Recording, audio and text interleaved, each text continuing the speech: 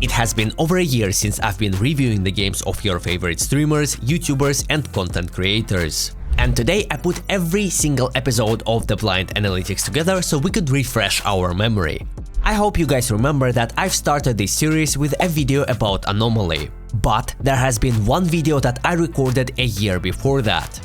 I hope you enjoy. Hello, in today's video we're gonna review the matchmaking demo of currently the most famous CSGO Twitch streamer ohnePixel, who just recently reached the rank of Global Elite. As the most respected CSGO analytic, individual coach, sexual partner and cocaine addict, I'm gonna try to precisely analyze ohnePixel's game and answer the main question: does ohnePixel actually deserve Global Elite? So ohnePixel is currently level 3 on FACEIT and he doesn't really play it, but still has pretty decent statistics there of 20 average kills and almost 1.2 KD ratio. He has 7,100 hours in CSGO, but I believe that more than 70% of them are not spent in competitive CS, but rather skin trading and stuff like that, which is understandable since he's a content creator and a skin trader. His CSGO statistics in Valve official matchmaking, according to some sites that I'm not sponsored by, are not very impressive. His KD is around 1, HLTV rating is 105, overall win rate is 44% and clutch success is 18%. ohnePixel's most played map is Vertigo, where he spent 646 matches with a win rate of 45%, and I haven't found a single other map where he played more than 20 matches. Now, since I don't know ohnePixel personally, I'm gonna review one of his recent matches from GoTV demos that are in public access instead of reviewing his game from his Twitch VOD, because I don't want to get copyright striked for using someone's content without permission. And in the public access, I didn't find a single available demo to download that was played on Vertigo, so we gotta enjoy what we have. Let's begin. Alright, so here comes the first round. The first round of Cash. This is like LEM/Supreme game, and he's also playing with a tier 1 player, as far as I can see from ends, right? So what I would have done, first of all, I probably would have dropped a P250 to a better player and bought like a smoke and a flash, but let's see. Oh, I guess he's inspecting skins. Hello? Aha, okay, yeah, so... and the bomb, yeah, so he's playing against the stream snipers, that's what I can see at least. Right, it's one of the most entertaining gameplays I've watched so far. Oh, PSP started moving. Well, this is interesting. Well, so far, not a lot of impact, but at least something, right? Round number 2. Oh, wait, he left. Fucking hell. Oh, he's here. His team goes out highway. Here comes the AK. Nope. Okay, sure. I'm pretty sure that's for content, right? The smoke across, and he... okay, I can tell you 100% that, first of all, I heard this guy in my headphones. I don't know if ohnePixel maybe he has some music playing on the background or something like that, but okay, sure. No problem, no problem. Warm-up game, right? Round number 3, let's look at the economy. 3.7k, so that calls for AK and armor. Yes. They're running up main, making a lot of steps, getting flashed. Slightly picking angles. Okay, I like it, I like it. Decent, very crispy. And gets refragged instantly, but it's not his fault because it was a stack, so I like the pre-aiming. It's decent, very decent aim. Interesting motive choice. I would have mollied connector instead of deep, but okay. And because of that, you see why I said because I would have mollied connector, because of that, opponent could not have picked, even though, I mean, sure, he kills it, nice flick, nice kill, I love it. But interesting choice of Molotov. Very specific. And he has the information that one guy was an A, so he's playing with his teammate here, trying to get the rotation kill here, which I also like. He's kind of reading the game, like he's kind of... Nice try, nice try. Like, he understands what's happening, even though a better play probably would be to advance like more forward with your teammate and help him, but still, he's trying to make a sort of a play, which I like, even though it's baiting. It's not. Here comes the flash. Decent reaction. Oh, good refrag. This is what I wanted to see. You see, teammate dies, instant refrag. I love it. And the second one, instant. Like, I would tell you that he has very decent first bullet accuracy. I don't know about spray control, I haven't seen that yet, but like crosshair placement, and like you see he gets like a lot of instant kills, you know? Like first 1, 2, 3 bullets instantly goes in the head when he hits his shots. Okay.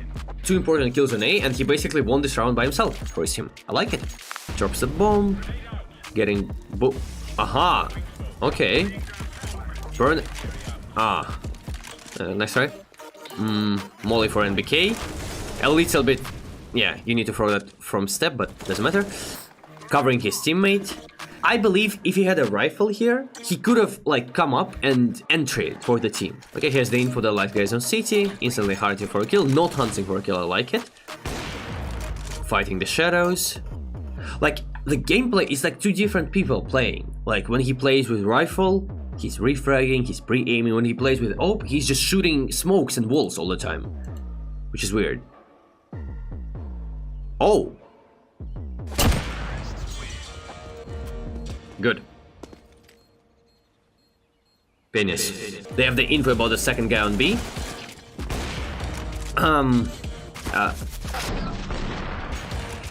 Sure, whatever that was. I would honestly say that maybe ohnePixel should consider switching to better headphones, because he missed like 2 easy kills already in the beginning and here. But maybe he plays with music, we don't know.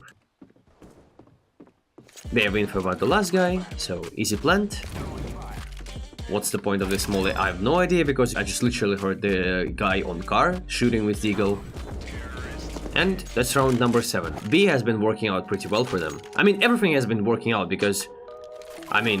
but we're watching ohnePixel, not a tier 1 player smurfing in globals, you know? Grabs the molly again. Missed jump. Pretty sure that's not how you do the jump. No, okay, now this is what I would classify as a mistake. The molly was thrown like, I don't know, it was about to stop burning. And what's the point of throwing smoke? First of all, you expose yourself. Second of all, what's the point? You can wait 1 more second and just jump with the same result, but without exposing yourself. So teammates made 2 entries on A. He instantly rotates. I like it.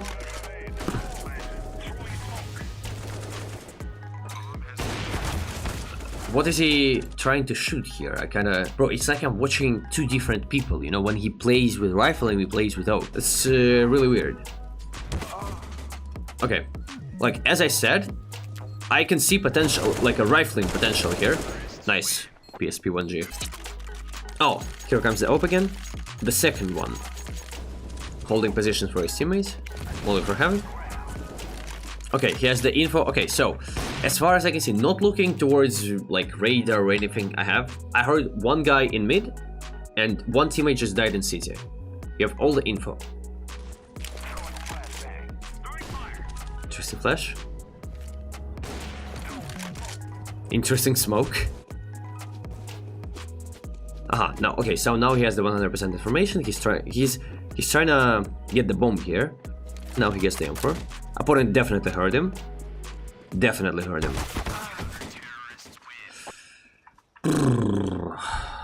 I mean, I would have went B, to be honest. I don't know. It's just instinct, but I would have went B. Okay, okay. Well, this is what I want to see. Look, bro, like when he actually he has the info, even though like he's not trying to entry. I haven't seen him try to like go out first so far. But when he has the info and he has a rifle or a deagle, whatever, that is not a no. He tries to make a play according to the info, which I like. Almost. You see, he hears a guy breaking vents, and he, according to this information, he's trying to make a kill, which I like.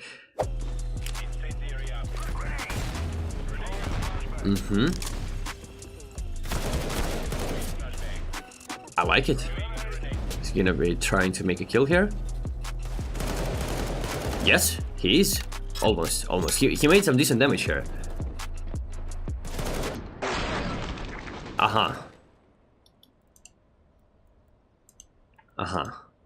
Okay. Here comes the scout. Interesting choice. Okay, decent damage. Oh my, okay. Holy shit. Teammate is on CT, so he should only be worried about... Never mind. Okay. What I see, he's strong. His like strongest points is when he plays with rifle, is refrag ability, crosshair placement, first bullet accuracy. When he plays with AWP or whatever, like any scoped weapon, is just the flicks. So like I can see him making a lot more impact as a rifler rather than an AWPer, but maybe it's just the lack of experience. But so far so good. 4-11, city side first round. Huh? Okay, gets the info. Nice. 1. As I said, first bullet accuracy and crosshair placement, very decent. Unlucky. Does he have a smoke? He doesn't. Nice. But again, peeking so wide open is not worth it. It's 1 kill potential. Sure, you can get 1 kill, but then you're getting refragged and you're kind of losing the side because you're the anchor of a side. Better to do some sort of an informational play, like jump behind the side, get the info, you know, just like collect the info, maybe make 1 kill, retreat. When you make 1 kill and stay in the same position, the chances of you getting refragged, especially on the higher ranks, higher elo, whatever, are very high because opponents are not stupid. He made 1 kill, decent, but fall back, change position, no? He has no money here, so he's gonna be expecting a drop here. Someone gonna be giving a drop, hello? Yeah, kind of late. Maybe teammates have a little bit delay in the brain. Oh, okay, here's the info about the... No need to be here. Now the mistakes are fatal, I'd say. Like from Arrow's POV, you could have probably seen the AWP here, and you know that one guy's here and one guy's here. So what's the point? They need to come to you, right? Oh. Okay, no need to repick, right? No need. Again, the same. 1 second. Okay. Next round, which is gonna be a full buy. There comes the AWP. They have 3 sniper rifles in their team, which is delusional. Decent kill, but you know, instantly refract. Nothing he could have done here. At least he made his impact. But again, kind of like when he plays with rifle, deagle, whatever, on doesn't matter T side or city side, he's trying to make a play according to his aim. When he plays with AWP, he's like a turret, you know. He's like he stays in the same position. He's so passive, it's insane. Here comes the. Is it gonna be? Jesus Christ! Don't tell me. That's a one-way, guys. They know that there is one guy in main. Decent nade damage, very decent. He exposed his position. Peeked from a flash, I like it. Retreats, changes the position, no need to repeat. He has the info, one guy in door, one guy in main. The guy in door gets killed. Teammates are helping. Yeah, I like it. I love it. Teammates flash for him, he peeked, he switched the position. Basically, perfection, you know? Like, very, very decent. Why can't he just do that all the time? He would have, you know, made way more impact. Okay. Enemies are rushing B. He's rotating. Breaks the vent. It's 1 kill. Instantly goes in. 2nd kill. Perfect. The nade. Boom. Kill number 3. The molly.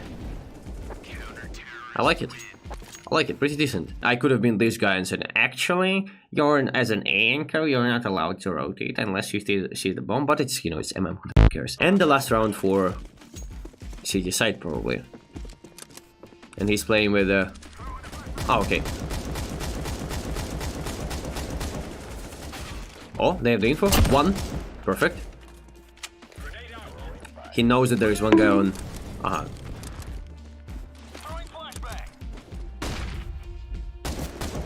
Easy. And he has the info about the last guy. Teammates are turning a knife. I mean, 18 and +1, right? So overall conclusion about ohnePixel as a player. Utility usage, 0 out of 10. right? I don't know about Vertigo. I mean, he has like most of his games on Vertigo, but not even like the basic smokes that people can throw them offhand, he misses. Utility is not his thing, definitely. Okay, now the interesting part. I can see when he plays a lot, he's never toxic. He always communicates. He always gives info. He always plays till the last round, which is very good. His aim is decent. Not insane, not like perfect, just decent. Like some people just have it in them, you know? Like I'm pretty sure he doesn't aim prac, he doesn't like try hard, he doesn't play like aim maps, deathmatch and stuff like that. And he has this crispy aim. He has good crosshair placement, he has first bullet accuracy, spray control I haven't seen a lot. So I would say that this is solid like 7, 8 out of 10. I can see potential here. And the thing that I hated the most is his opening. Sniping skills. It's like a complete different person is playing. When he's not trying to enter, he's not trying to refrag, he's just, you know, randomly shooting fucking walls and shit. Like, not... Okay, the final answer. Does ohnePixel deserve global elite? And the answer is yes. But if you would ask me, does ohnePixel has in him what it takes currently, right now, to solo queue himself and carry himself to global elite? The answer is no. He doesn't have what it takes currently. But if he plays with premade, if he plays with friends, he is good enough to be global elite. So the final conclusion, ohnePixel deserves global elite. And I don't. In my 15,000 hours. Fuck me. Guys, Skinland is now the official partner of Team Vitality, one of the biggest CS2 teams in the scene. The best work with the best, and here's why. Valve hold trades for 7 days, but Skinland adapted immediately. Just insert your trade URL, use my promo code HaiX, and get $10 for free when you sell for $100 or more in skins. Then pick up the skins you want to sell, and the platform will show you the total amount instantly. Choose your wallet, and that's it. With Skinland's new payout system, you can now receive instant payouts right after the trade is completed. No need to wait for the Steam trade protection period to end. And if you're interested in buying, Skinland has the biggest selection of skins, best prices, especially now after Valve's latest update, and every top-up method you can think of. So make sure to check them out by clicking the link in the description and using my promo code. And thanks a lot to Skinland for sponsoring this video.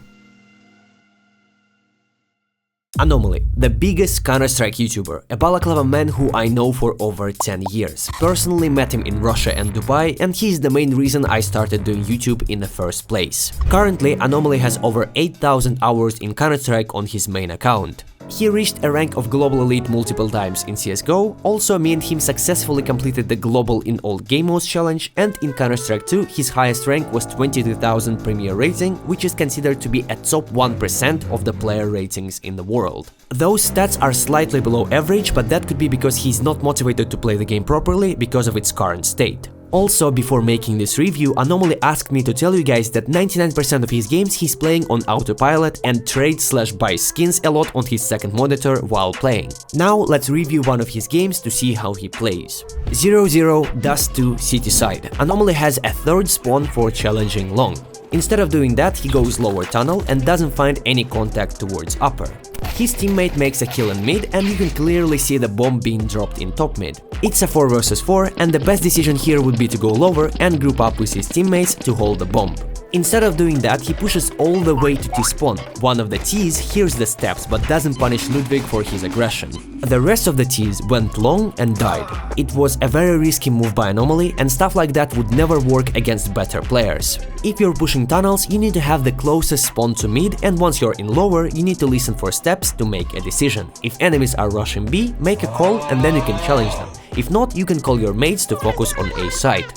1-0. Anomaly has a spawn for holding mid, he buys an MP9, a smoke and a molly that he instantly uses. The smoke covers Ts from holding the push, and a molly doesn't allow them to swing early from barrels. After that, a little bit clumsy movement and bad positioning leads to him and his teammate dying.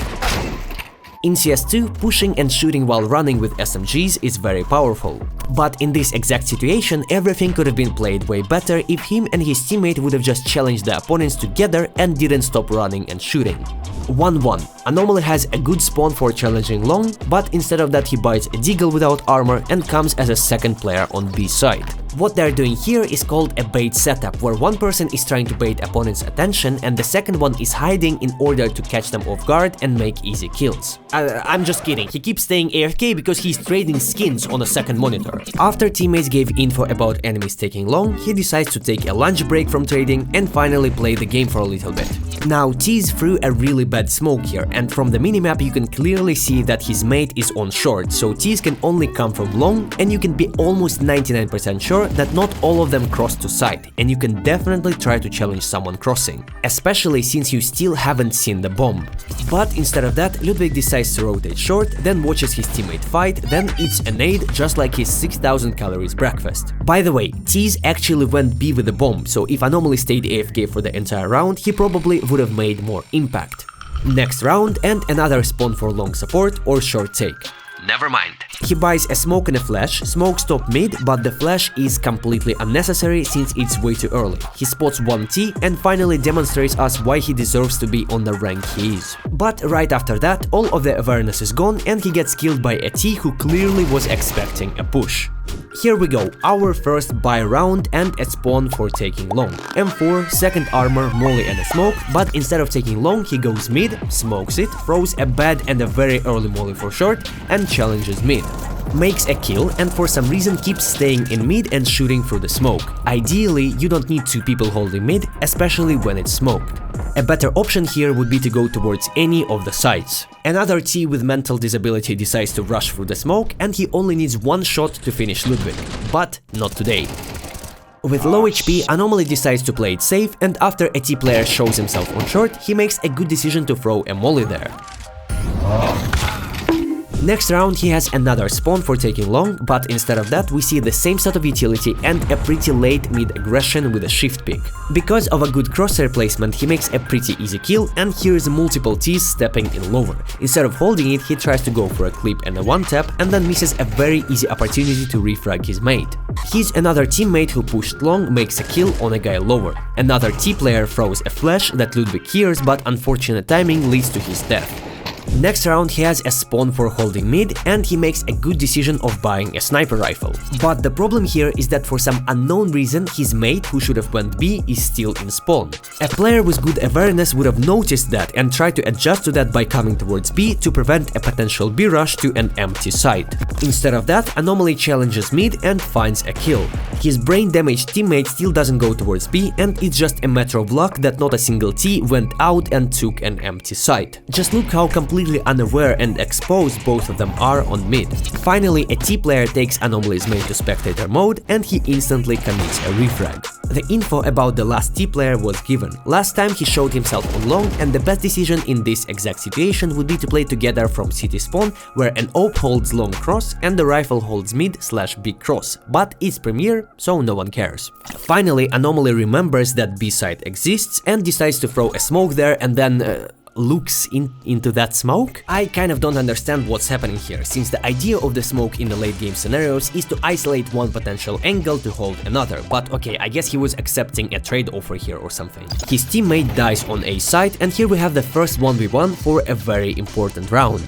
By winning this round, he will secure economy for his team and will force T players to do an eco or a risky buy, since they clearly won't have enough money for a proper full buy. He comes towards short and moves completely unaware of a T who is staying wide open.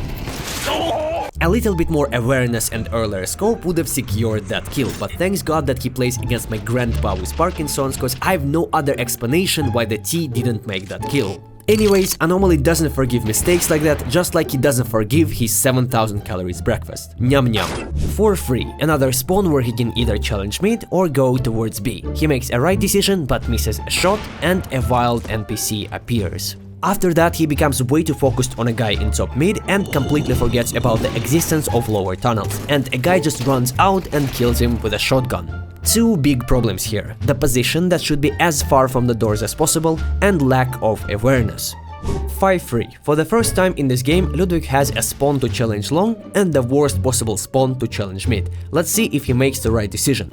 Disclaimer, he doesn't. After hearing a T player in lower, he decides to hold a very uncomfortable angle, T player hears him and makes a good pre-fire. 5-4. Another perfect spawn for taking long, but again he goes mid. Throws a molly to barrels and does a peek towards the position where enemy sniper just made a kill from. By the way, can you spot a big mistake here? Yes, he forgot to buy armor, probably because he was trading during the freeze time. But that doesn't stop him from destroying this T in top mid, who couldn't put up a fight against a player with no armor, and Ludwig just eats him alive. After that, he clearly hears enemies taking long, and the best play here would be to group up and do a retake together, since they're in a 3 versus 2. Instead of that, he runs out for the molly and dies. 6-4, a spawn for mid, low amount of money, deagle and a pack of utility. A good decision here would be to buy an MP9 or a shotgun and challenge lower, but we have what we have. A very awkward fight happens in mid, and then Anomaly does another sick pre-fire. Then he clearly hears a guy shooting his shotgun and running in lower, and a player of his skill level should definitely turn around and look there. Or not. 7-4, the last round on city side, and are we gonna finally see that long take? Wait, what is this? Why is he going for the smoke?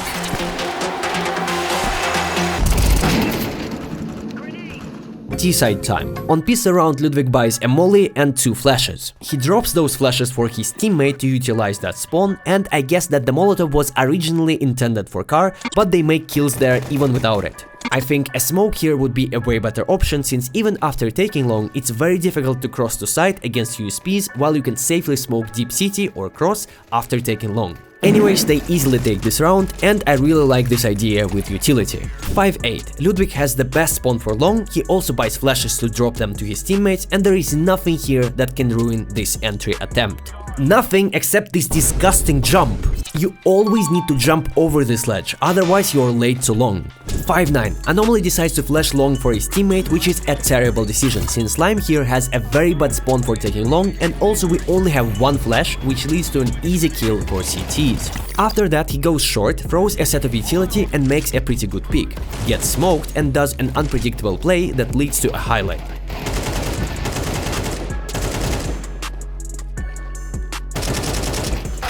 Almost a highlight. 5-10, misses the jump over the ledge again and flashes for no one, then peeks late towards mid and dies. On round 17, Anomaly decides to do something weird. With the worst spawn for taking long, he flashes his mates who are also late to contest it, but they still manage to find an entry kill. One of his teammates dies, and without any information, Anomaly decides to go through the smoke, takes out the nade for unknown reason, and dies. 6-11, his teammates decide to do an A split from short and long, but Anomaly decides to catch a rotation from B, throws a city smoke to cover himself from A players, and actually commits towards B site. He clears the site and asks the bomb carrier to rotate since the site is free. The bomb is being planted and he hears a clueless T making steps, which leads to an easy kill. He noticed one city player throwing a smoke and knows about his position, and then hears another city player coming from mid to window, which leads to this. 18 rounds into the game, he makes the first solo play that actually wins his team a round. Mid-round aggression, good usage of the smoke to cover himself, good call for the bomb rotation, and perfect adjustments to the sound and information on the map. Well played. Next round, Anomaly tries taking short with his teammates, one of them dies and he commits a refrag and a bonus kill on a lost CT player. After that, he almost kills another CT in mid, and 2 of his teammates die from a guy who pushed long. He is left in a 1 versus 3, and now he has 100% info about 2 CT players on the map. He hears one CT player going out and punishes him, but only has 5 health points left. He also knows that one CT that he shot in mid is around half HP. CTs decide to play it out together, and instead of playing passive and searching for enemy mistakes, Anomaly smokes CT spawn and without clearing any angles goes out short, but instantly spots another enemy there and falls back. Instead of going back, he decides to go out again and catches a clueless CT who tried to push him, and after that finishes another one on car. You might say that enemies were bad. I honestly don't know, I guess that's what 20k ELO Premier looks like when there are no cheaters. As you can clearly see, even without utilizing spawns, taking proper space on a map and committing to refrags, you can top frag in 20k lobbies, and I bet there are a lot of silvers who think that they play better, throw better utility and stuff like that. But one thing that you don't understand is that Anomaly has a really decent aim that helps him to consistently find kills even on high ranks. Anomaly is definitely at the rank that he deserves, and in the entire world of skin NPCs, he's definitely the highest skilled player. If Premier would be cleared out of cheaters, I definitely see him getting up to 25k rating. He probably can reach a face at level 10 if he wanted to, but of course that means that he would have to learn a lot of things about the game. But he's obviously not interested in playing the game on higher levels of competition, which is completely understandable. You guys enjoyed the new series, so I decided to continue. And during that time, Mark finally played some Counter-Strike after a long break. Mark has not played a single game of Counter-Strike for almost 5 months, which in my opinion is unacceptable if you are considered to be the most famous Counter-Strike content creator. Now, I was waiting for this moment, because when I did a review of Mark's game in CSGO, a lot of his viewers came to my stream and asked to do the same stuff but of a game that he played on Vertigo. Then, you know how it usually goes. CS2 came out, I was busy invading countries, and also my Twitch got banned. Anyways, one thing that CS community knew is that a game was in a garbage state for a really long time. Even the biggest content creators tried to stay away from playing the game because of cheaters, bugs, and other stuff. Mark was not an exception. CS community knew that he burnt out from streaming and also played a shit ton of Deadlock when it got released. After that, he went to RMR with his team and finally came back to streaming. But those streams were just watching pro games again. And finally, a miracle happened. There was a pretty big gap in between of games of major qualifiers, and Mark decided to kill some time by playing CS. And not just CS, but a matchmaking game on Vertigo. Ladies and gentlemen, welcome to the Blind Analytics, and today we have Mark ohnePixel on Vertigo. No matter if you like Ohne or not, I can't miss out on the opportunity to make a video like that, since there is a big chance that he can watch it on his stream. And even though you're all just numbers to me, I won't put any gambling sponsors in this video, since I don't want Mark's audience to be hooked on gambling. They already have, well, a hobby. Mark, please don't copyright strike me. My supercars and motorcycle collection won't survive without my channel. Now, let's begin.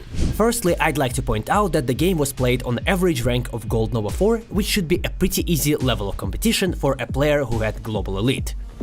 My map, baby.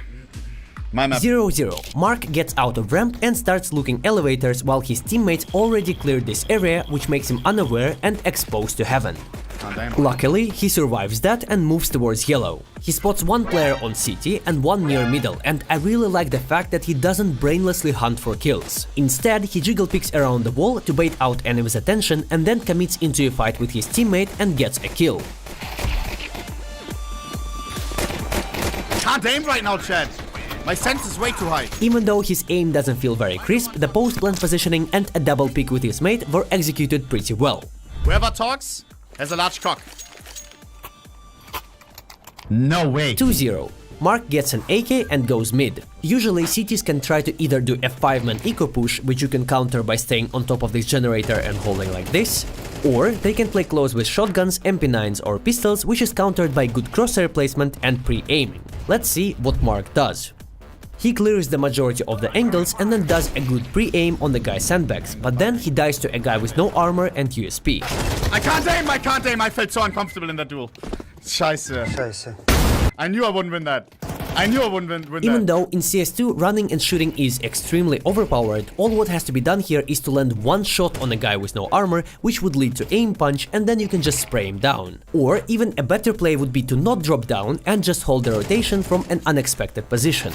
I consider this a mistake because the guy that Mark couldn't finish kills one more of his teammates in mid, then makes another frag on the guy electric, and then it leads to a 1v1 which T-side managed to win, but it was a huge damage towards their economy. 0-2. Mark gets a P90 and commits towards a ramp. They get smoked off and he decides to fall back while his teammate tries to sneak through. 2 of his teammates die and you might think that cities have the bomb. No, they don't. The bomb is dropped near mid and no one cares enough to pick it up. The situation somehow ends up in a 2 vs 2 and Mark needs to clutch this. He gets a first kill and then another city player almost instantly commits a refrag. I looked at the name tag keychain. He could have gotten a second kill, but the duel was not in his advantage since the city player was doing a right side swing on him with full info. But again, going ramp with a P90, not caring about the bomb location is something that Mark needs to avoid in order to have higher chances of winning rounds. 0-3. Mark gets a Mach 10 and goes towards ramp again. They manage to sneak towards yellow and even get a kill there, but instead of just going first with Mach 10 against pistols and utilizing running and shooting, Mark stays in yellow and becomes an easy target to a city with MP9. They also drop a bomb there and make a 4 vs 3 in their favor into a 2 vs 3 into city's favor with a dropped bomb. The best option here would be to either smoke elevators since Mark had a smoke, or just to fully stand it with Mach 10 and let your mates refrag you. 0-4. Mark gets an AK and goes mid, but then he gets way too distracted talking to his teammate and loses an aim duel that he could have easily won by not staying in such a shitty, uncomfortable position and also being a bit more focused on the game instead of talking. And do you know where Slovenia is? Slovenia, of course. Yeah, where is that? Europe. Ooh, what country is it near to? I consider this a mistake and a kill that he should have had. 0-5. Mark decides to buy a Galil while 2 of his teammates were capable of dropping an AK. And he already established a friendly connection with them, so why not to ask for a drop? He goes towards mid and then finds a really nice kill on a city player who tried playing around the smoke. Then he hears one guy shooting in middle and his other teammate just died on B. The best call here would be to immediately tell your teammates to go towards A, but let's see what happens.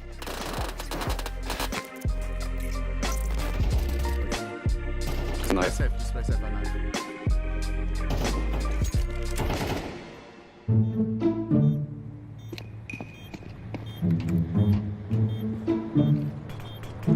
Uh-oh. Easy. Knife.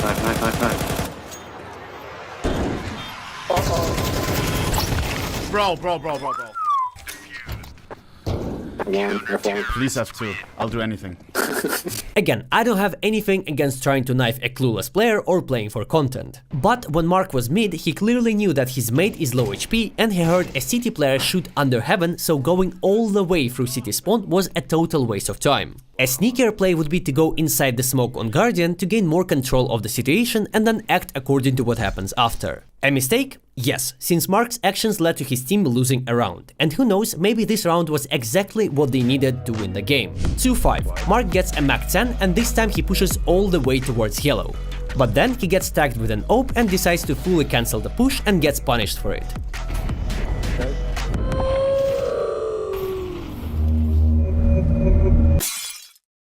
Now, I'd like to point out that this is not the first time where Mark doesn't go in front with the farm gun while his teammates have rifles. Personally, I don't think that he intentionally baits people out. I think that since he hasn't played the game for a long time, he's a bit lost on the map and simply doesn't know what to do. I played with Mark many times during FSL, when I wasn't banned on Twitch, and never spotted an issue like that in his gameplay. 3-5. Mark gets a deagle and asks his teammates to let him go solo B. Let me go solo B. He does a good job by jumping on top of this plank, which makes a city player unaware of his position. Now he just needs to get a free kill. Or not. A mistake? Yes, but not a mechanical one. Here, he clearly rushed his initial flick towards the target instead of realizing that he can take his time to aim and collect a free kill. Now we f***ed them. What's let's go in Turkish? Hadi başlayalım. Haşi başlayalım. Hadi başlayalım. Haşi başlayalım. Amına koyayım. Amına koyayım. Yeah, let's go. After a small Turkish lesson, Mark goes towards B and cities decide to repeat their setup from a previous round. But Mark does not forgive mistakes twice. Then, instead of taking the bomb and rushing to site, they decide to do an execute and Mark activates his inner Stephen Curry. And after that, they win the round. Yeah. Nice! Well played, and I really want to see more plays like this. 5-6, and now we start a round with a German lesson. I love watching ohnePixel streams. Every time he's live, I learn something new. You know what's thank you in German? Dankeschön, bitteschön. Ich kann Deutsch. Warte, du kannst Deutsch? Ja. Was? Woher? Ah, ich hab doch gesagt, dass ich aus Deutschland komme. Oha, aber du sprichst ja fließend Deutsch. Nah, I'm kidding. I can't watch any people that I used to follow. I'm banned for almost a year and every time I open Twitch it tells me to log in and I simply can't do that. To watch this material I had to ask another person to download the VOD for me since I can't do it on the site myself. Well, anyways, Mark quickly reacts to the information of his mate and finds a quick kill. They find another kill on site and it's a 4 versus 2, but unfortunately a bomb carry gets killed by a city and let's see what happens next. Yeah, there's one behind, I can't get to you. Yeah, He has the bomb, guys.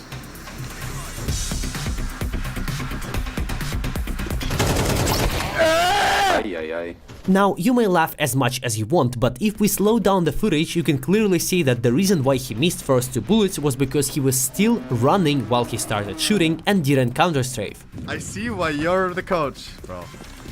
I see why you're the chatter, sorry. When I did the same video about Mark in CSGO, I pointed out that he has a pretty snappy and crisp aim.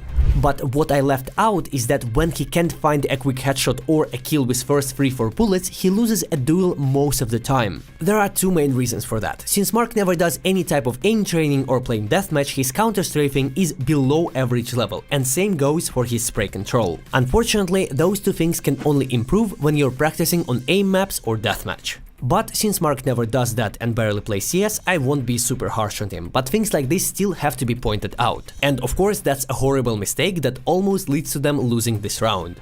City side time. I will skip the pistol round, they won it and Mark made a kill there. But the next round, again, instead of taking ramp or helping his teammates, he just stays behind with a nade, which even makes one of his teammates mad. To my side, come on! Economy, you know? Economy. Yeah, fuck. Yeah, really fuck. 2 more, 1 more low. I said one behind. The best play here would be to help your teammates taking ramp and commit to a fight, and as you can see here on 140 his teammate gets killed and he has an opportunity to refrag, but he doesn't even hold ramp and completely sells his player in yellow. A mistake? Yes, a horrible one, since they end up losing against a force buy. 8-7, and we finally see the coach of an HL TV team in action. Guys, do us run a strategy. Everyone come middle, we go to the left here. If purple goes somewhere else, it's fine, he's stupid. Everyone here, go, go, go, go. Everyone here, do pyramid, here. Someone peeks, we kill, we take on.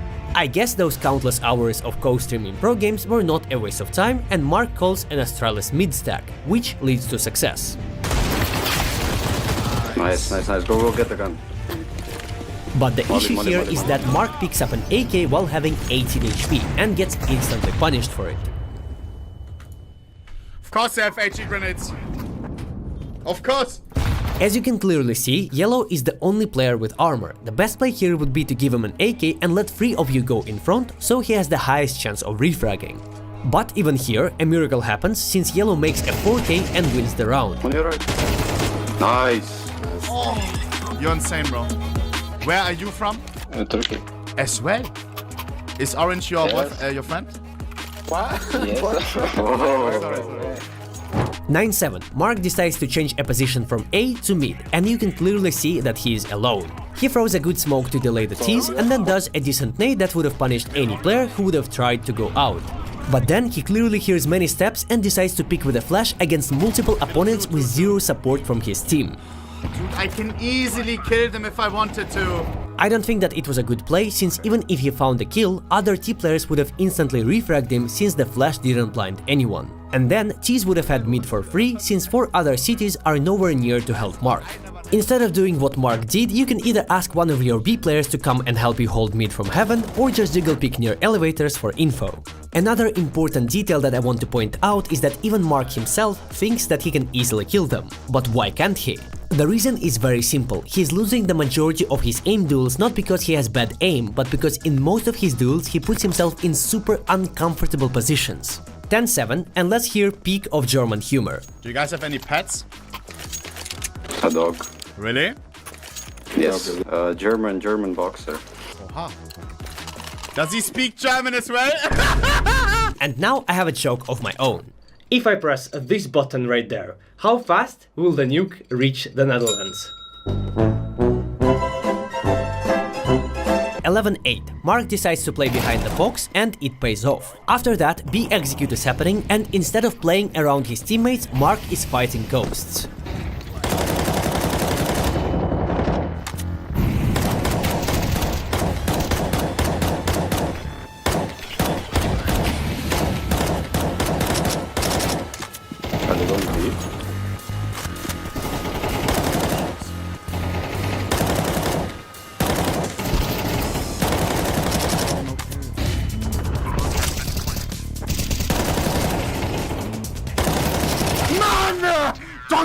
out there, how do I not? Mark, just commit towards holding angles. Both of your teammates died without you even trying to refrag or help. 11-10. Mark gets boosted on the mid box and after not spotting anyone, he rotates to help B. And look again how the situation plays out. Yellow dies, but green instantly refrags him. To make at least one kill here, Mark just needs to keep holding from Guardian. There are zero reasons to jump down since Tease didn't smoke or molly it. But no, he decides to jump down, make a sound and then whiff a spray once again. I'm done, my guns are not connecting! 11-11, and are we gonna see the same timeout that led Drillers into making a comeback during RMR? Someone calm me down, please. Just a game. Calm down. You're the best player in the world. Will I fuck them? Of course. Yes, you just have to log in. What's the password? Just kidding. Let's go, boys. Are you guys confident about this round? Yeah, but I think we should pressure B, play aggressive on B. Because they don't expect us. We're just hiding on B and they fucking us every round. We should go like 3 pushing fucking B and destroy them. And in front of you, it's easy. Okay, I've got spawn. I believe in you, bro. Okay. I'll jump down B. Run them down. Take my smoke, I won't use it probably. I'm fully motivated, Mark decides to do an aggressive play on B, but then throws a really weird flash and dies. 2-2! Here is my live reaction when I watched it for the first time. Come on, Mark. Let's go. Yeah. This is the key round. You have to win this one. Let's go! Okay. Okay. Love to see that. Come on. I'm him. Is he gonna do the nade? I'm him. Okay. No, not the flash. Jesus Christ. Oh, no, no, no, no, no, no, no. 2-2!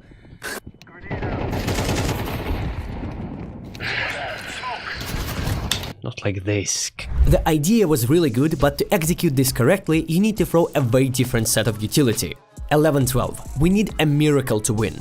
Mark decides to call a nade stack on B, they find a kill, but A players die and the game is over. Bitte, this rat! Now again, I understand that he has not played CS for a really long time, but I need to give him some sort of a rank. He played against Gold Novas and dropped 13 kills and missed a lot of easy kill opportunities. And even though he could have played way better, I'm almost 100% certain that they could have won this game. At this exact moment, I would rank Mark not higher than 10 to 12,000 Premier rating or around Gold Nova 4 in MM. The global elite Mark that I watched in CSGO is still there, but he definitely needs to get in shape and play more CS. Losing to Gold Novas is unacceptable, and I think that I speak for the majority of honest viewers that they would definitely enjoy watching him play more CS. Well, at least more than once every 5 months. Anyways, to finish this video off, here are my top 5 favorite words that you cannot say on Twitch. Number 1. When it comes to players with insane movement in Counter-Strike, there are not so many loud names that come in mind. Of course we have legendary Foon, but unfortunately he lost all his interest in Counter-Strike long time ago, according to this Reddit post. In CSGO/CS2, the only 2 people I can think of are Scribe and Zuhn. And the reason I decided to pick Zuhn for today's video are pretty simple. First of all, Zuhn was banned by Overwatch 5 years ago, and he claims to be fully legit and says that his ban was a false Overwatch ban. Second of all, Zuhn makes videos with highlights that you won't find on pretty much any Counter-Strike channel. Insane b-hops and movement, trick shots and flick shots, which shocks hundreds of thousands of his viewers. Now, when it comes to me, I honestly don't care if Zuhn is cheating or not. I'm here for a completely different reason. I want to see how he plays in his regular matches, because most of his videos are compilations of insane shots, and it creates an illusion that a regular round of his game looks like this. Zuhn gets out of spawn, makes 300 b-hop jumps in a row, and on his 301st jump makes a mid-air 180 flick through the smoke through the wall and kills 4 people with 1 shot. From the research that I've done, in his videos he mostly plays on silver ranks, and I haven't found any footage of him being higher than silver. His CS stats account also says that in CSGO his highest rank was Gold Nova 4, and in CS2 he was never higher than Silver Elite. Also, he doesn't have a Premier rank, and he only plays Mirage and sometimes Nuke. And before I look into his actual gameplay, I want to make a prediction. I'm 100% certain that Zuhn is a way better player than an average silver, and I'm also certain that he's just playing for clips in most of his rounds, since that's what he's known for and that's what people watch him for. Now let's analyze his gameplay. Firstly, we're gonna take a look at the game where Zuhn played really good and made 26 kills. He plays under a nickname Z, which probably indicates the fact that he supports Russia while being an American, which is rare, but I'm not 100% sure about that statement. On round number 1, Zuhn buys a deagle, makes a few sick b-hops and then demonstrates us the famous when jump. But because of the fact that he got stuck and didn't break the window and also made an extra jump on balcony, the T player spots him and then kills him. Next round, Zuhn buys a deagle and a flash without armor, then tries to do a short jump but fails, and while going towards con, he attempts a jump shot. After that he b-hops to jungle, fails the window jump, goes for the clip again, and dies. His overall idea was correct. First of all, he had the closest spawn to window, so you gotta utilize spawns like that by jumping short, pushing under or middle, or picking from under con. What I didn't like is that he definitely heard lots of T players crossing short from mid, and instead of b-hopping all the way to kitchen and helping on B, he just jumps out of window and dies. Next round he goes towards A, lands consistent b-hops and then does this. Holy shish, just look at the enemy's POV. Next round he gets an AWP and after not spotting anyone on mid, he goes stairs, tries to do some jump shots again and then rotates all the way through T spawn to A palace. After peeking out of palace, he sees a T in sandwich and no-scopes him. After that he jumps out of palace and no-scopes another T. But there is something to be mentioned. Again, here Zuhn has the closest spawn to window, so picking mid is a really good option. But he chooses a wrong path, because he decides to do a vent jump and doesn't land it, which makes him lose those precious seconds that he needs to utilize from his spawn. And again, he tried going for a short jump but doesn't land it. Against opponents who would be pressuring mid more often, they could easily catch you off guard, especially if you're late to do the jump. The score is 1-4. Zuhn goes to stairs and tries some mid-air shots again. After jumping around in jungle for a solid minute, T's finally go out on empty B side and plant the bomb. Zuhn responds with a kill on a clueless T and a 180 no-scope on a lurker who came from jungle. 2 vs 2, a difficult scenario with no information on enemies, but even here he manages to find another no-scope on a T player and then dies to another unexpected lurker. Zuhn has a pretty good understanding of spawns, because this round he had a closer spawn towards A and he actually went A. But what he did wrong here is that he went on top of bench and tried picking ramp. Remember, there was no molly in ramp and against better opponents Zuhn would have been an easy target with just one lamp flash. With his b-hopping skills, I would advise him to b-hop to default and then jump on top of palace, trying to pick palace with a sniper rifle and gaining positioning advantage on your enemies who wouldn't expect you to be there so early and find an easy entry. Next round he loses more than half of HP after not kicking a no-scope in window. I think that when Zuhn's teammate died in window, he should have used a molotov that he had to make the T player run away and only then trying to go for a no-scope.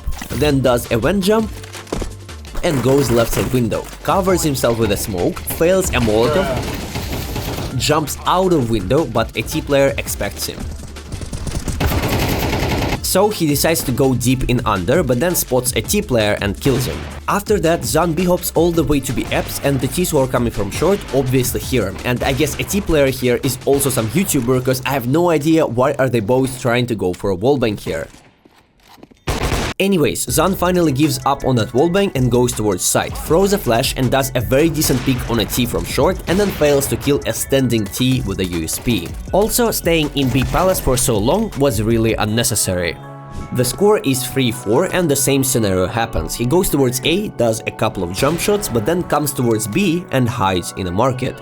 As a wild lion who evades his prey, Zuhn calmly evades a T player. But his teammate completely sells him by making steps and then gets killed by a T lurker.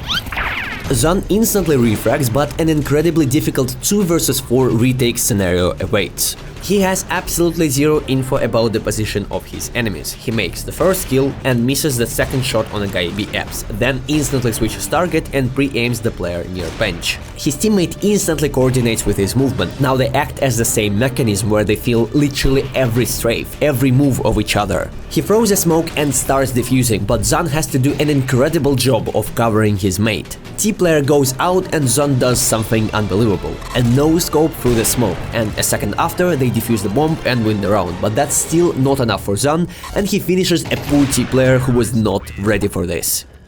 5-4. Zuhn is casually jumping around the map, running from A to B and then goes back to A. He makes a one jump and instantly finds a kill on a T who was crossing from con.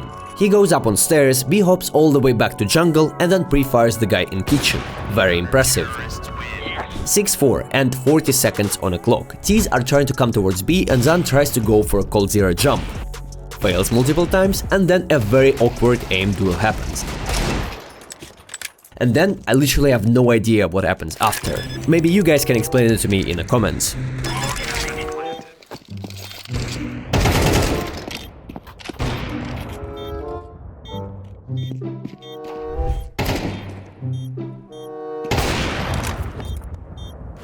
The last round on City side and 1:30 on a clock. Zuhn makes a backwards vent jump but unfortunately gets punished by a T who was holding window. I think that in this situation he could have played better by focusing on the guy under window, since he had 100% info about him from his teammate on short. Time for some T side action. On a pistol round he b-hops out of palace and finds a kill on a clueless player who was sitting shadow. Then he sneaks his way into City spawn and then into jungle, where he catches 2 cities off guard and finishes the last one. Here he did everything really well. Taking City is a great decision, since it's a very powerful position to cut off any rotations and secure the bomb plant. Unfortunately, his teammate died without planting the bomb, but all of the City's attention was focused on site, which led to Zuhn sneaking up from behind and punishing them. Also, he was very patient, collected all the possible information about the location of his enemies and had a great trigger discipline. The score is 6-8. Zuhn has a sniper rifle, he goes out of palace and then jumps out of the smoke right into a City player who fails every single bullet of his MP9 spray. Zuhn just plays with him, but the City instantly switches to his pistol and punishes Zuhn for his arrogance. And his teammate.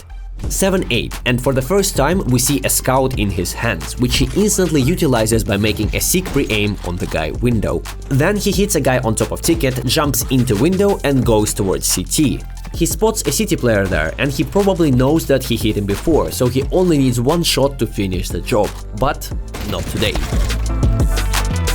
And believe it or not, for the rest of the game Zuhn was just jumping around, trying to hit some clips, but the luck was not on his side, so he just kept dying. So what have we learned from this game? Zuhn has insane movement skills and the majority of his games he's just trying to go for clips. But we watched a game where he was pretty lucky and his shots were landing. And as you can see by his statistics, in the majority of his games he's not always so lucky, so let's take a quick look at his another game. Zuhn starts the game with a quick highlight in window by making 3 1-digs, and believe it or not, that was almost it for the entire game. After a successful pistol round, he decides to go out B alone, only with a deagle, but enemy hears that and punishes him. Next round, Zuhn gets an AWP and jumps out of palace to no-scope a guy on default, and after a bit of clown fiesta, gets killed. After dying for a couple of more rounds, he finally finds another kill when the score is 1-5. Then, for 5 rounds in a row, he just keeps dying and trying to go for clips, and only finds his next kill when the score is 6-5. I assume that at this point he got a little bit upset that his shots are not landing and he decided to play a little bit more serious. On a CT pistol round he finds his next kill on a T who was crossing to side and then kills another player on stairs. And then something weird happens next round. He nades himself and then goes into his teammate's molly, and after that they surrender. I have no idea what happened this game, but my guess is that Zuhn's shots were not landing, so he decided to finish the game fast to queue the next one and try his luck there. So what is my final conclusion about Zuhn as a player? First of all, he has a very unique, fun and entertaining playstyle. He doesn't bother himself with any thoughts of ranking up and improving. Also, his mechanics are definitely way above silver, and I can confidently tell you that he can easily get to DMG in MM and around 15,000 premier rating if he would change his playstyle towards more competitive manner. But obviously he doesn't want or need that, and also his audience only cares about him hitting insane clips and they never cared about his rank or individual performance. I think that he intentionally stays on silver ranks because it's way easier to hit clips there, since people against him have no idea what they're doing and can't aim. And that is my final conclusion about Zuhn as a player. I was getting curious if people outside of gaming community play Counter-Strike, and the answer is obviously yes.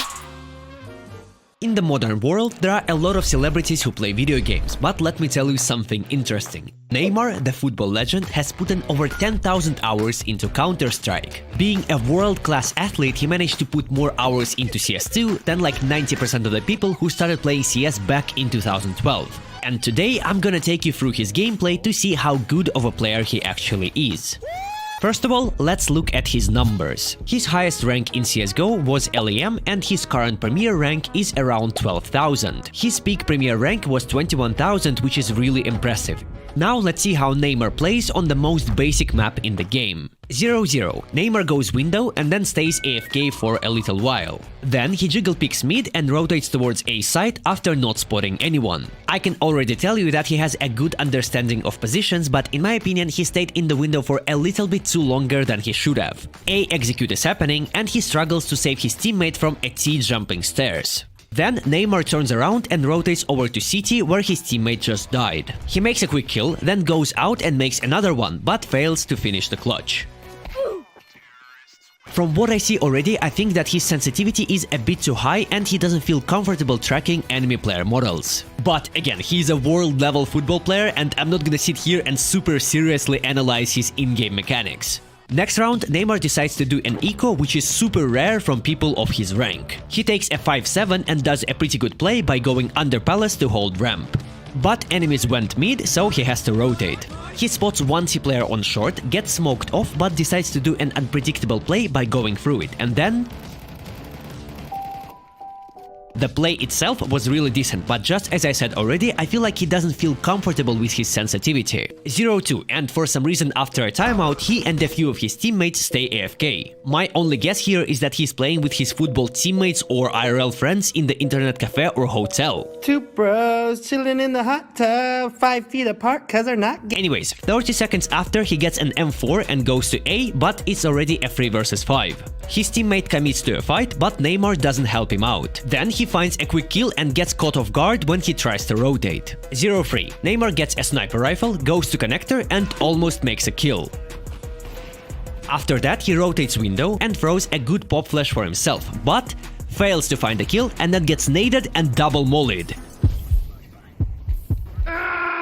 Brazilian people play some next level of Counter-Strike, since I see the double Molotov lineup probably for the first time in my life and I literally watch demos for living. Next round, Neymar gets an AWP again, but this time he goes window. He doesn't spot anyone there, so he starts holding palace. Then he doesn't spot anyone in palace, so he goes back to holding mid.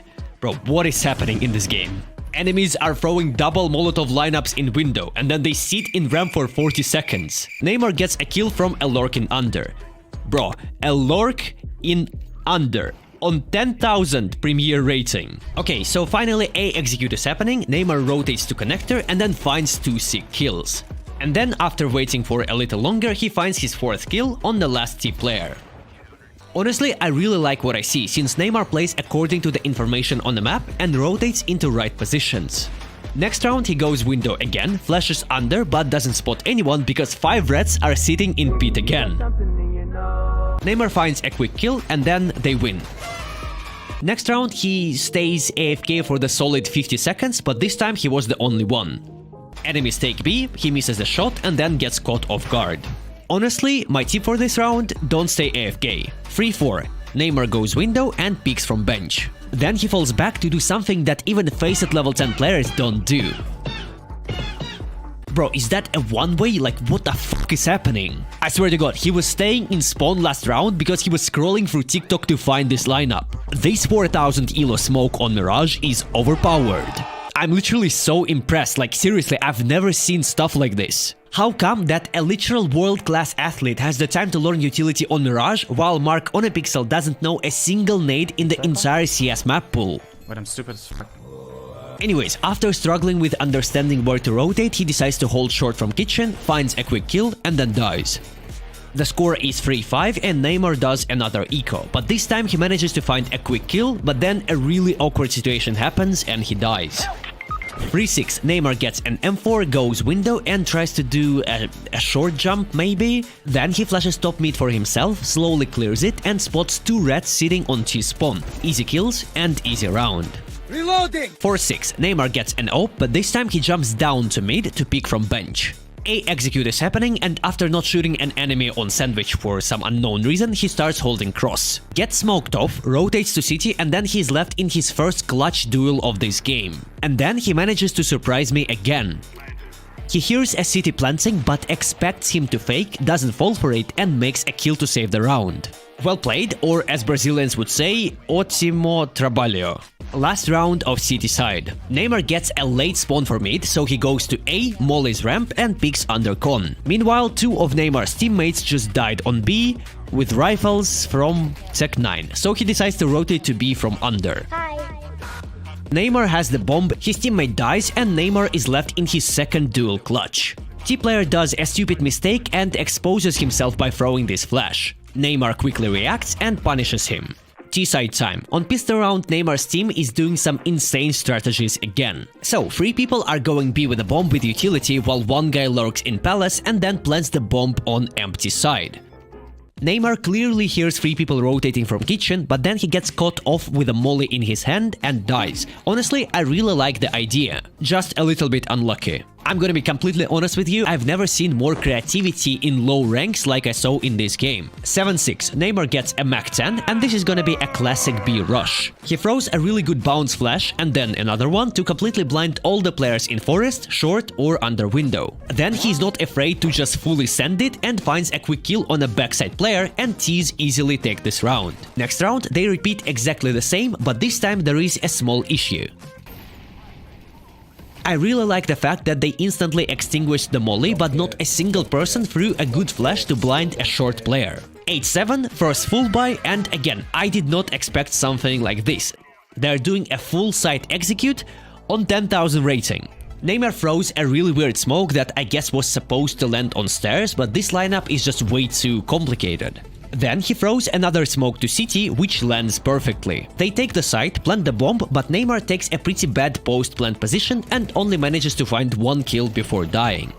8-8. Neymar decides to do a force buy, gets a Tech 9 and throws a top mid smoke. Oh no, he didn't. Brother mine, again, a world-class football player knows more utility than people who make a living out of playing this game. I guarantee you that Anomaly, ohnePixel and Sparkles combined know less utility on all CS maps than Neymar knows just on Mirage. They lost this round by the way, but still I am literally so impressed. For the rest of the game, Neymar only managed to find 1 more kill, but he still top fragged this game and did a lot of impact. I have no words. Usually in the end of blind analytics, I try to give players some sort of a rank and feedback, and I honestly expected way worse. But let's put my emotions away and give constructive criticism. Neymar knows how to play positions, understands spawns and their timing since we saw him adjust his positions according to his spawns. His opening skills are better than his rifling skills, but I think that's because he's not very comfortable with his sense, it's just way too high. I would easily give him around 15,000 rating in European standards, but there is an addition. He's gonna be way more useful than your average 15,000 rating premier player since he knows a lot of utility and always tries to play in the most correct way. I haven't spotted any huge mistakes. He's always using smokes and flashes, always peeks after throwing utility and doesn't throw rounds by doing stupid plays. Of course, he is not perfect, and multiple times he was getting very lost in mid-round scenarios, but he still has a very solid base, especially for a football player. Currently, out of all famous people that I reviewed in this show, Neymar will share the first place with Anomaly in my personal leaderboard. Neymar is a way better team player, especially because of his utility usage, but I think that Anomaly is just better mechanically. But again, if you think otherwise, let me know in the comments if you agree with me or not. Dima wallhacks, a pretty new content creator for the CS scene that became famous for doing insanely difficult challenges and stealing other people's ideas. His consistency and work ethic is what separates him from the majority of the CS content creators. But what's really interesting about Dima is that because of his very well-made videos about him achieving global elite with scout only, revolver only and other weapons, a lot of people became to overestimate his Counter-Strike skill. In TikTok and YouTube comments, you can see people fighting and arguing about him being top 1% of skilled players in this game, simply because he managed to get global elite multiple times in such difficult conditions. Now, the average rank of a Counter-Strike player is 9000 premier rating, which is around gold Nova 3 in CSGO terms. So, when an average player sees a guy who gets global elite with just a revolver, he might think that this guy must be a pro or at least near pro level. But in reality, is Dima wallhacks as good as people think he is? is he actually near the skill level of Donk, m0cc and Nico? Well, let's find out. Now, Dima is a good friend of mine, and instead of watching a game of my choice, I asked him to choose any game that he wants for me to review, and he picked his recent game on Mirage.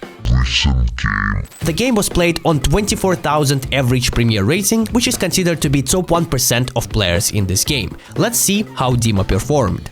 Round 1, they're gonna be doing a 5-man B-rush, and Dima is gonna be the first person to go out. We clearly see a player on car throwing an early molly, but Dima is too distracted reading chat, so he runs with his knife out and dies. But his team wins the round. Round 2, Dima gets a Galil and runs mid. Obviously, we expect cities to do a half buy or a force buy with deagles and farm guns, but we see absolutely zero utility for mid from Dima and his team. No window, no connector, and not even a top mid smoke. But that does not stop Dmitry Aimbot from finding some clear entries and single-handedly securing the site and winning the round for his team.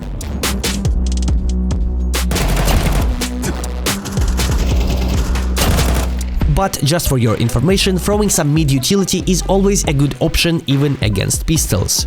Next round, Dima has a close spawn for A, but this is not the best spawn to pick ramp, so he decides to go Palace instead. Well, at least I expect him to think like that. Playing from Palace and entering A site requires a very good understanding of timings and crosshair placement. For example, this is how Xantares does it. And now let's watch Dima. The jungle player was definitely not walling, considering the fact that he finished the game with 5 kills and died 21 times. But what surprises me here is that Dima doesn't know that picking close to the wall makes you not see the enemy while enemy sees you. After winning 3 rounds in a row, Dima has a mid spawn, but he decides to go Palace again. But this time he already has information and acts according to it and wins the round. 0-4 and another spawn for mid. This time we see a perfect demonstration of what happens when you don't have any smokes for middle. Dima picks a guy on short, but since Con is not smoked, he simply gets killed from behind. The best play in those situations is to throw a window and connector smoke from spawn, or after you are out in mid, smoke top Con and only after that pick short. This was the first round that Dima lost. Funny fact, both of A players were holding mid, so the smoke would have isolated them both, and after finding a kill on short, T's could have easily done a B split. Next round, Dima and his team are doing an A execute. By the way, this is not how you lamp flash, but Dima probably knows that, at least I hope so. So the execute is happening and there are a lot of things to talk about, but let's watch it first.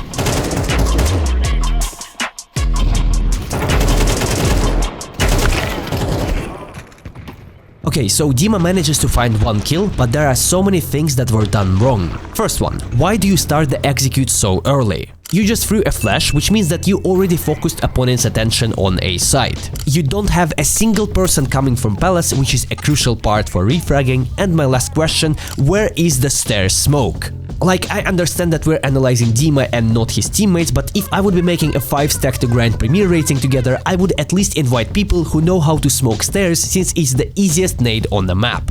Next thing, Dima goes out with 100% full information about 1 player being on Palace and 1 on default. There is absolutely zero need to get in this corner, especially when stairs is not smoked. You need to play around Tetris, since it's the best place to contest Palace and balcony, and that's how they lose the second round. Next round, Dima has the best spawn to challenge ramp. Let's see what he does.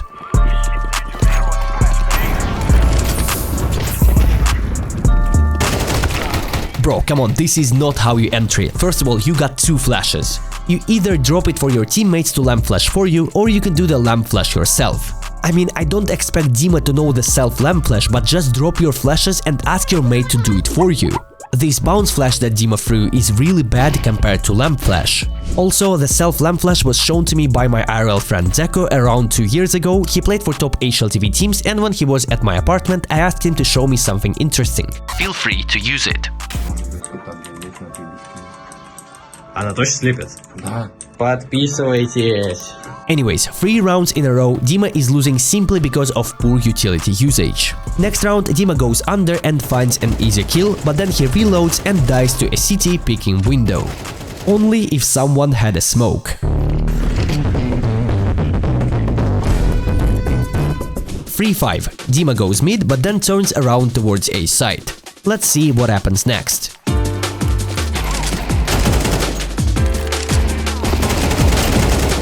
Everything goes great. Dima found some sick entries and that should have been an easy round. But not today.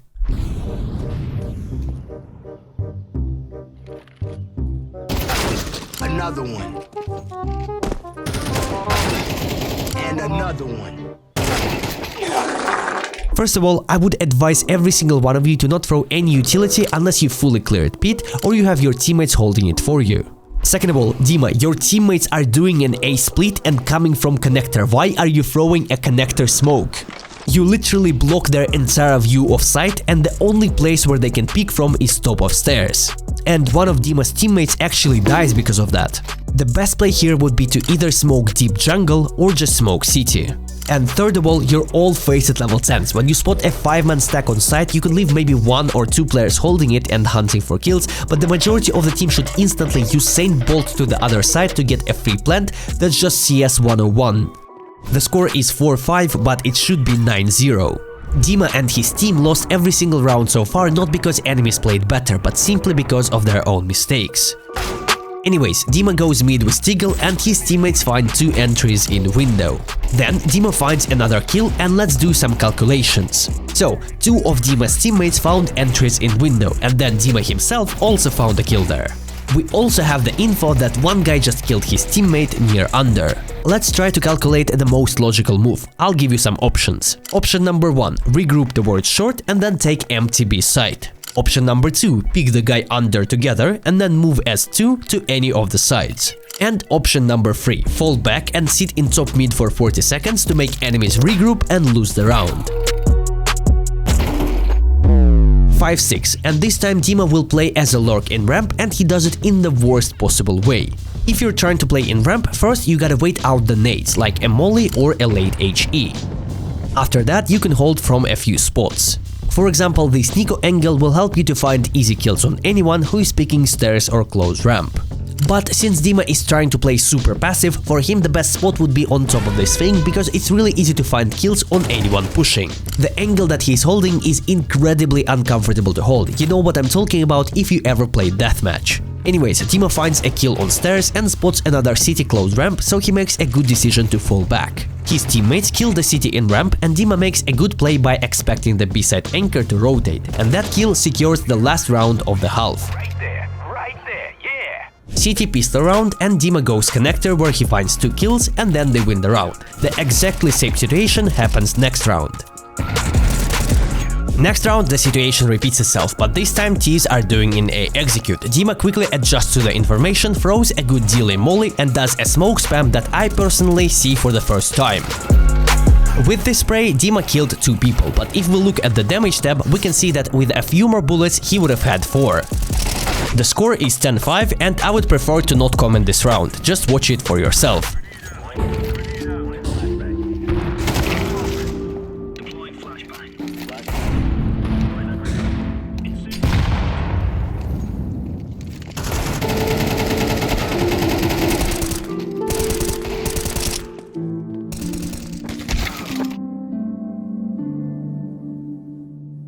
The city side so far went incredibly easy. T side barely showed any resistance and it honestly felt like watching a competition between disabled people. So next round Dima decides to add a little bit of challenge into the game and picks top mid from con without a smoke or any utility at all. And exactly the same thing happens next round, he dies in con without any utility.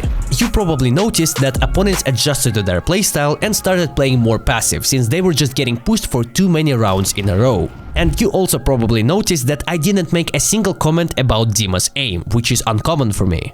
Now it's time to combine those 2 topics into one conclusion. It's easily noticeable that Dima's strongest weapon is his aim, and for a person who doesn't practice and train, he's really good. His initial flicks and crosshair placement helps him to find a lot of quick kills, and his spray control is also decent. But the reason why Dima can't find consistency in his game is simply because he plays according to only one strategy: run, pre-aim and shoot. But if his opponents are taking slow approach and playing passive, Dima finds it difficult to adjust to that, and this is why he can't find consistency on higher ratings. The strategy of running and shooting can get you up to 2500 elo on Faceit and above 25,000 Premier rating, but once you start meeting opponents who are same mechanical level as you but have more adaptivity in their playstyle, then it would definitely hurt your win rate. If Dima wants to perform better in his games, he needs to start using more utility, for example throwing a window connector or top mid smokes to make going mid easier as T. Or as a CT, you can throw connector smoke and play around it to make your opponents confused, instead of just dry picking mid every round. After a few rounds, the score is 11-10, and everyone in their right mind would have given up on the strategy of just brainlessly running and picking mid from con. Everyone, but not Dima wallhacks. He manages to find 3 kills and wins the round for his team. Next round, Dima plays as a anchor instead of connector, and let's see how it plays out.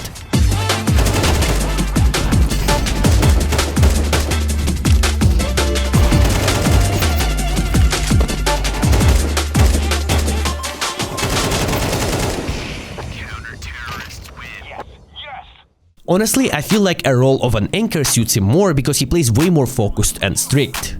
So, let's make a final conclusion about Dima. Does he deserve Faceit level 10? Yes. Does he deserve Global Elite? Yes.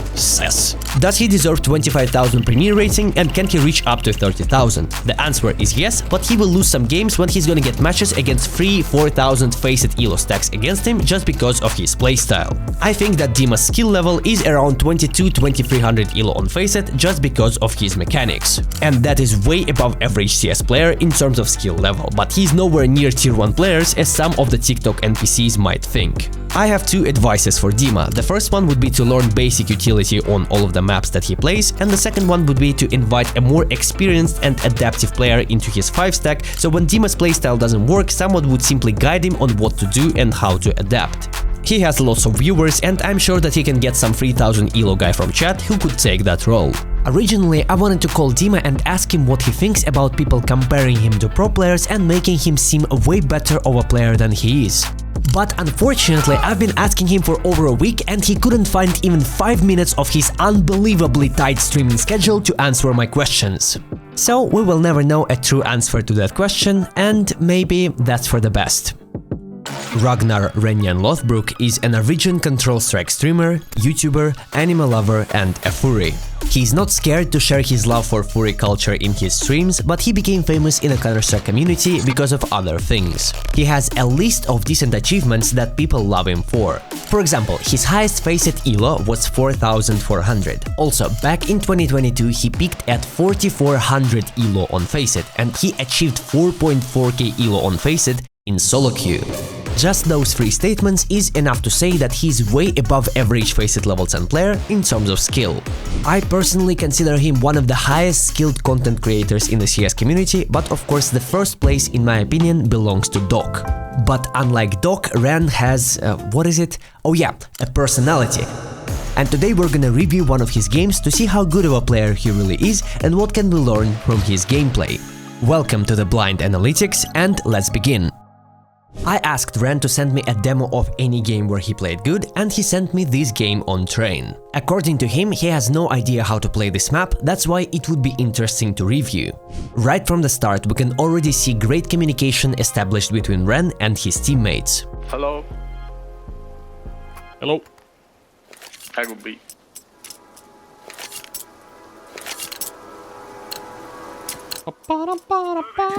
Ren decides to play near Ivy/second lane, and after not spotting a single enemy in Ivy or main, makes a decision to rotate towards B. And the decision was correct. While moving, he already spots 2 enemies on his minimap, and later on the bomb was also shown there. He makes a quick kill and then tries to coordinate his movement with his teammates. I watch lower. You can defuse.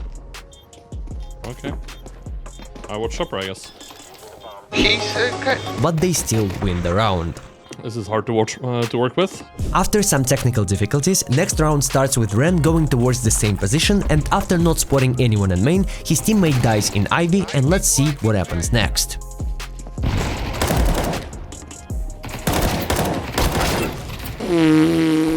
What is Counter-Strike? So Ren made a good kill on the first guy and did some pretty decent damage on other players, and I can almost certainly say that in CSGO he would have made 1 or even 2 more kills. However, making kills on running people in this game is not physically possible, so the only way he could have survived here was if he repositioned himself after the first kill.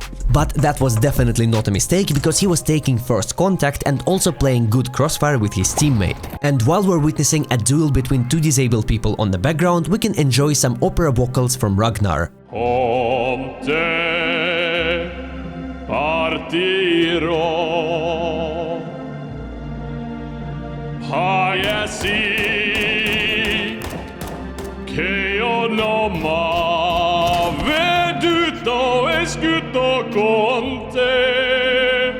I really hope I won't get copyright strike for this, considering how accurate that was.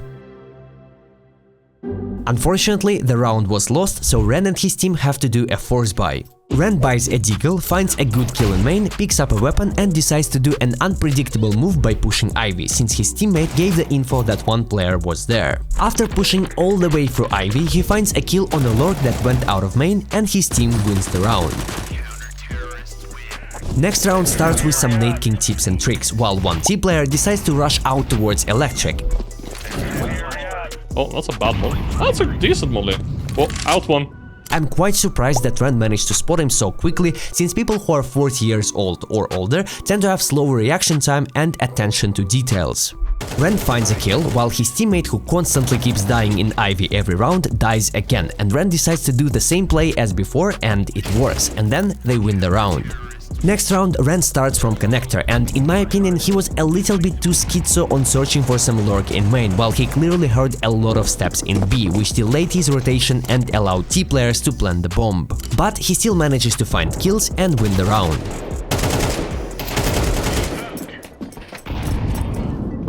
Bro, no kills again, man! But I defused the bomb. I'm joking.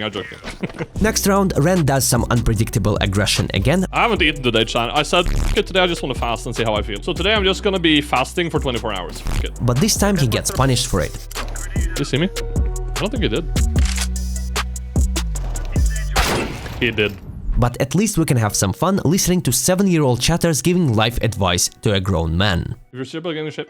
Chat, don't backseat me, or I'm just gonna stop talking about it. Every time you make any like vague statement about anything you do in your life, just all of a sudden 7 nutritionists, 12 doctors, 1 car salesman, an insurance fraud expert, console seller. Chat, you're 12 years old. You don't know anything about fasting. You just like backseating people about everything in their fucking life, bro. Then don't say it. I'm a streamer!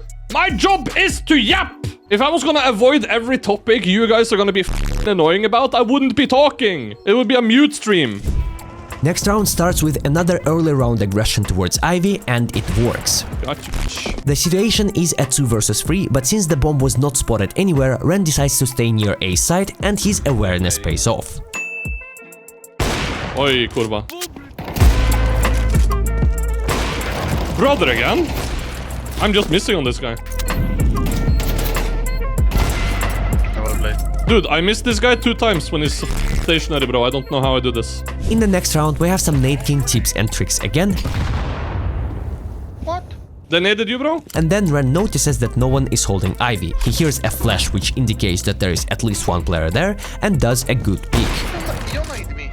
Bro, crazy nade lineup they have. And then, yes, you guessed it, he pushes Ivy again, and it works. But somehow, even though Ren is finding a lot of kills, his teammates still keep dying every round, and the situation is at 2 versus 2. His teammate gives the info about the last guy. Last pop dog, coming to you. Is he going B or A? I don't know if he faked. And Ren kills him. Alright. The last kill was more of a guess, since in a 1v1 like that, the last T could have went pretty much anywhere, but let me do a roleplay of a Renyan backseat watcher. Actually, HaiX, it was more logical for him to go towards B, because he knows that Ren found 2 kills in Ivy and has an AWP, so going towards A would be more dangerous, because he would expose himself on a long-range duel against an AWP. Also, lower B is smoked, so he would be more safe to cross there, and if we add all those factors together, it was a very logical decision. On my 2134 Premier Rating, I would do the same. Can I please participate in your Heartstock series, bro? Meow. Yeah, well, I'm almost certain that on your 2000 Premier Rating you would play the same. Anyways, the guess was right, so enemy accuses him of cheating, writing in chat on Russian "Uyobishes Volhakum," which pretty much means a waller. GBV Volhakum. Okay. Next round, nothing special happens except for the fact that the lurking Ivy became so unbelievably scared of Ren that he decided to smoke himself off to counter Ren's constant aggression. Ren decides to just leave him and makes 2 easy kills. Okay. I'm finding a lot of impact with this up. 17 and 2. Next round, enemies are doing a fast A push from main. Ren's teammates die without a single kill, while he only makes 2, which is clearly not enough. But still, his teammates finish the round. And since he wouldn't stop talking about how he was super confident about hitting the last flick, I missed that! What? I will play it for you frame by frame to see where his crosshair was and where the bullet went. The score is 8-2, and I guess some people never learn because T's decide to throw A execute again, but they peek before the smokes land and Ren punishes them. After not finding anyone in Ivy, Ren does a quick refrag in Popdog and then pushes main where he hears a reload, which leads to an easy kill.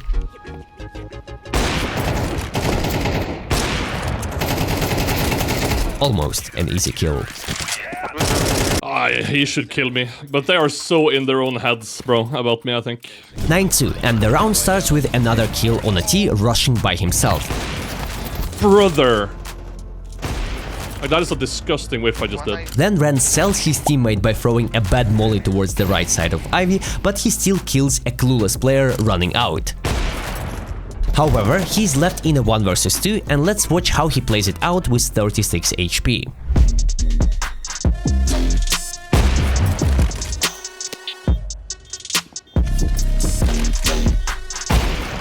Nice.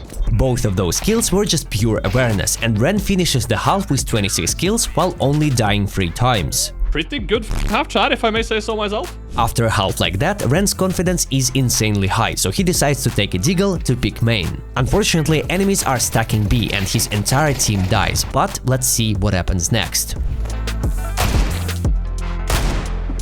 Nice hack and nice try.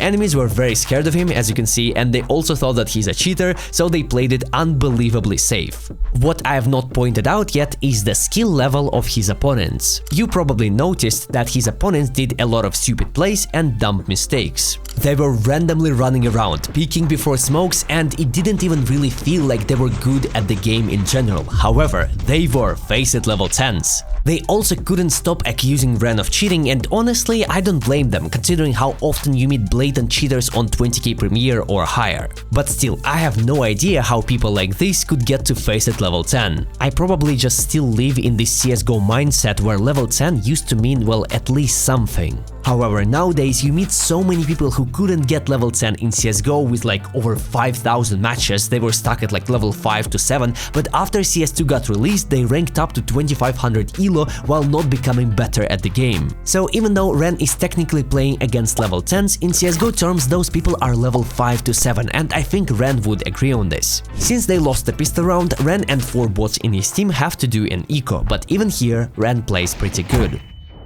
Jan. One coming pop. 2 nade. One more. Yeah. I'm gonna make Reddit post about you, bitch. Please make that. Add me as friend and send me the Reddit thread. 10-4, and after yapping around about the same thing that I just talked about, he makes a refrag in Ivy. Level 10s in CS2 are so bad. But he's left in a 1 vs 4 once more, because 4 bots in his team just died again. He hears one guy on the left, kills him, but that's pretty much it. Ivy push? If it keeps going like this, Ren is gonna have to do a minimum of 3 kills in order to win the round. 10-5, and we see a Tech 9A rush from Ren's team while he has an AK. Can you rush out A, just all, and go E-box? I will flash over you. If you are peeking them on A, you have a good chance of winning fight. Okay, Captain. Nice, nice, nice. Flashbang. Throwing flashbang. He finds a quick kill and he sees another city on the minimap, since this city just killed his teammate. Also, he heard an op shot in connector and his teammate pointed out that there is one more player behind site. One behind side. Ren, in his current condition, is more than capable of winning this. However, even if he didn't believe the info of his teammate, he still should have seen the guy on the radar. But I guess not. There was one more site, bro. Next round we do a little bit of trolling, going 1v1 against an AWP, and if I was Ren, I would already understand that the only way that I can win this game is by letting 4 bots go into the same place, let them go out first but not 1v1, and just refrag them. We're trolling, guys. However, next round starts with a surprise. His teammates find not 1, not 2, but 3 entries on A side. And another one. And the last guy is Zer. Last Zer. Zer is still Zer. Nice. You see, no problem if you rush them, guys. 11-7, and after sitting in main for 1 minute, Tees have the info that one guy is somewhere around red train. Ren goes out first through the smoke and hits a sick no-scope, then dies and his teammates almost throw the round. E-box close. AVP. Swing them together, bro. Dude, open the map and they're paralyzed. Brother. Guys, you give this guy so much 1v1, I don't understand. 12-7, and we only need 1 round to finish the game. However, the bots in Ren's team are incapable of moving forward, and I'll just show you a small compilation of what his teammates were doing in the next few rounds. Close, close. Like, again, they just won't go together. One more. Brothers, you have to stop baiting, please, guys. And one more.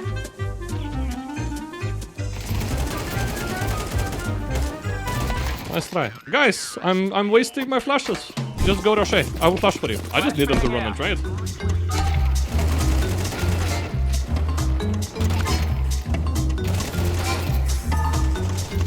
Bro. But like, look, it's... Okay, one last attempt, guys. We just go full rush B, okay? 12-9, and we're doing a B rush. Ren finds 2 kills. And his teammate also makes 1. Ren clears 1 enemy near city and makes a 3rd kill. And then the last guy is in connector. Let me have last, guys. I need 40 kills. Nice. And this is how he ends a game with 40 kills against Faceit level 10s. You make a Reddit post? Or what? 40 bomb against level 10s. Easy peasy. Okay, what will be my final conclusion about Ren as a player? Probably one of the highest skilled content creators out there who doesn't have any professional esports background. He's simply not interested in achieving any high elo numbers on Faceit or plays sweaty competitive CS, so he just plays Premier and has fun. Yeah, fun in CS2 is crazy. I probably gotta rewrite that line. Obviously, the players in Premier are way worse than in high elo Faceit games, which leads to him constantly having many games with lots of kills. I think that Ren could easily get around 3.2-3.5k elo on Faceit right now if he wanted to. However, I doubt that we will see him touch Faceit anymore, and honestly, that's for good.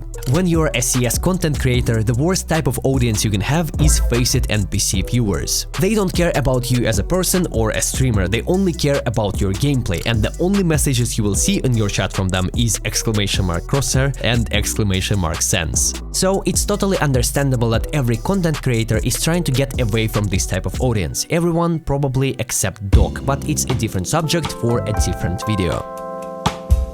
Anyways, I really appreciate you guys watching this video. Go and check out Ren's stream, it's linked in the description. Thanks a lot for him to giving me the footage and permission to review his games. It was a lot of fun. Mehmet Kais Demir Abdul Javad is an Indian Counter-Strike streamer also known as Doc. In my personal opinion, Doc is the highest skilled CS2 content creator in the scene. Outside of being a content creator, he also works on a side as a wig model, since rent in the Netherlands is very expensive, especially for illegal immigrants. And even though Doc is a really good friend of mine, there is one thing about him that I absolutely hate. He is faking his colorblindness and often uses it as an excuse to ban maps like Ancient. Look! Well, for the love of God, I trusted you. God, he's cheating. Why you trust me in a colorblind? I don't see my crosshair, buddy. There you is pick this map. There is nothing green. There is not a single green part of the map. Not a single part of the map there is green. Not a single one. The whole map is green. Okay, so this part of the map is not green. It's gray. However, No matter how often I asked him to provide any proof of him actually being colorblind, he always changed the subject. Apparently meditation helps you, but you lose your mind every day screaming HaiX. And when I asked him why he doesn't use the colorblind mode in CS2 or his monitor, he simply said that there is no option for his disease. Today, I want to tell you a little bit about d0c as a player and as a person, and then analyze his gameplay. Welcome to the Blind Analytics. Let's begin. For anyone out of the loop, d0c had some really insane achievements in both CSGO and CS2. In CSGO, he made it to FPL, reached 6000 elo on FACEIT with insane stats, and also played for some decent pro teams.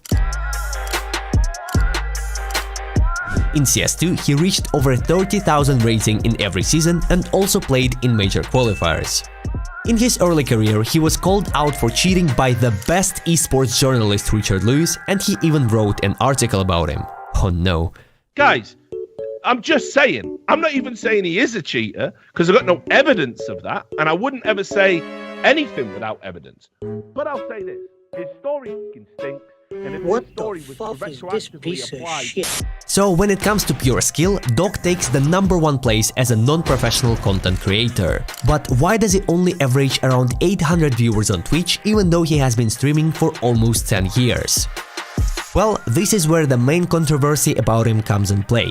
He's very skilled at the game and he's also a pretty funny guy, but despite of that, he acts like a NPC on his streams and shows pretty much zero personality. Sorry for saying in stream, you should skip meal because you're fat. I didn't know it was real. If I'm fat, literally, all of you are like insanely obese. There's no way you call this fat. Like, what? You're trolling me. It's just my face, bro. And my face is a little, yeah, little full. You guys don't know him like I know him. Off cameras he makes really good jokes and also gives good reactions, but he never does that on his stream because he's scared that he might step over the line and offend someone by accident. But he's not a controversial person like me who is hated by a lot of people in the community for my nationality and some of my personal opinions.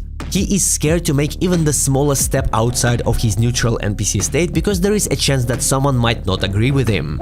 And when you got no viewers who watch you for your personality, well, you got the other kind. We call them the FACEIT viewers. FACEIT viewer is an oddly specific individual. FACEIT viewers are only interested in watching high-skilled streamers and they couldn't care less about a streamer as a person. They only care about the gameplay and the only messages you will see from them in the chat is !crosshair, !sense and !elo. So when d0c is live, they will watch d0c, but as soon as someone better than d0c is gonna be live, they would immediately leave to watch a better player. What are you doing?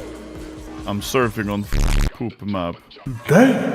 And since d0c doesn't even give a chance for normal viewers to connect with him and be interested in him as a person, and he also never experiments with his streams, only sticking to CS, he is left with those FACEIT NPCs to watch him. 500 people saying, d0c, go FACEIT, stop talking, go FACEIT. d0c, my god, what? What's even more interesting is that people like d0c are unbelievably valued in the Russian streaming scene. I said it many times, but I will say it again. If d0c was Russian, he would be averaging 10 to 15k viewers every stream with no effort.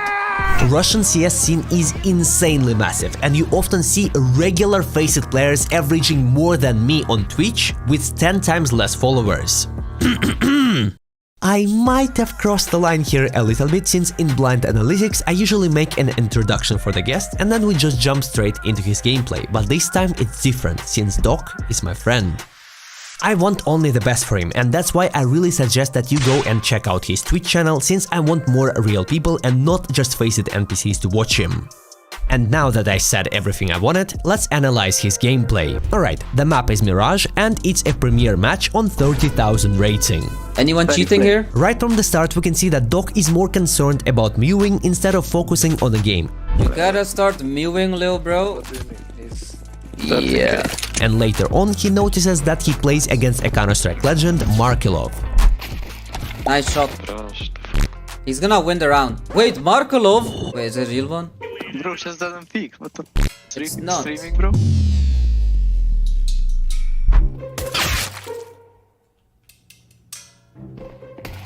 Nice. Next round, d0c gets a nice frag on mid. Holy... Oh my god, he's out! And then proceeds to get tilted from locking in Premiere. It's gonna be under, bro. That's unknown. Unknown?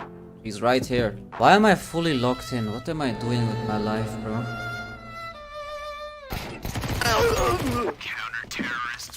11 PM locking in Premiere. Getting my 31k back. Gotta rethink my life. 2-0, and round starts with Dog getting a solid trade in ramp. Then he accuses enemies of cheating. There's no way they didn't peek that. It must be cheats. So we're cheating. And gets smoked off in con. Maybe short. Catwalk. I hit them. The situation is a 3 versus 3, and since he didn't spot anyone on A, he realizes that enemies have already crossed towards B, so he pushes kitchen smoke, which ultimately wins him the round. Side, back side.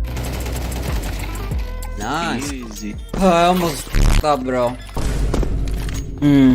After complaining about Twitch being greedy and taking 60% of his earnings, Taking 60% is really crazy. Doc makes a sick kill in ramp, And it's normalized, by the way. and then accuses enemies of cheating again.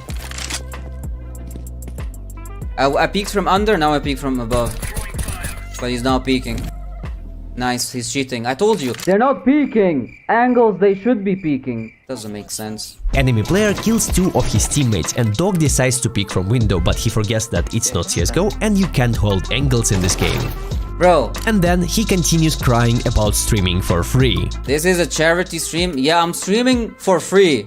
Basically. Mate, you have 5 gambling sponsors, please relax. Don't even get me started about streaming for free. I have sanctions in my country, I don't get any money from subs or ad revenue. It's not always about the money. Skin Club. Round 5 begins with Doc fighting ghosts in pit. I saw him, no? Nah, I'm seeing ghosts. And then dying to a push a few seconds later. Robert! GG, I fucked up. Round 6 starts with Doc forgetting that he plays Premiere and not Face It, so he shoots his teammate in spawn and gets banned. Thanks a lot for watching, God bless you, I'm out. Anyways, later on Doc hits a sick spray through the smoke in mid. And then he has multiple options to do in this round. Stay in window, stack B, hold A, or push mid. He stacks B with his teammate, which results him getting 2 more kills and a good assist. It's B.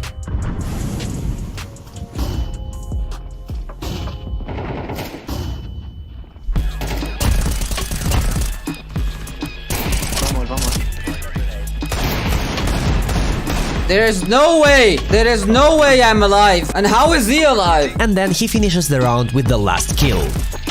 How did he not die? Next round, Doc gets ganged up on A from Palace and Ramp, and Robert was not there to help. Like again, Robert is not playing A. Do you remember in the morning when I streamed what happened? We lost Face a level 10 game because Robert was playing stairs instead of A. And it happened again, GG. What is... If you put that on performance, this is the setting he's talking about. If you put this on performance, isn't it blurry as fuck? What? I'm not gonna do that. Wait. He says next level gaming. Is this what he means with next level gaming? I swear, sometimes I think he's on drugs. Next round starts with Dog going window and waiting for enemies to peek before the smoke. Then he rotates to con and his teammate says that one guy was chair, which makes Dog put his crosshair from catwalk to bottom con. He makes the first kill, and since his team is holding con and he has info about one guy being in ramp, he decides to challenge him. But as soon as he is about to peek, a lurk from Palace appears, but Doc reacts fast. One guy was still in ramp, and Doc makes a great play by moving around stairs and con to collect info, which instantly pays off since one of the enemies decides to peek from con. Doc misses the shot, but he keeps moving around and makes another peek towards the guy in ramp and finds a kill.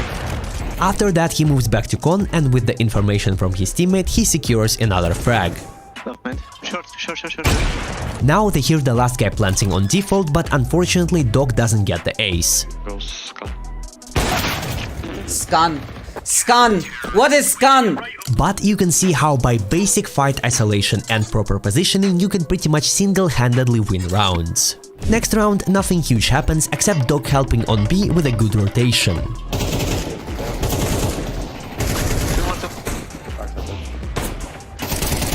Outcut, that. Nice. Round 10 starts with enemies accusing him of cheating. Doc, stop walling, please. Though. What? And after clearing mid, he comes back to A side. And let's see what happens next. Stairs player. Palace and Tetris.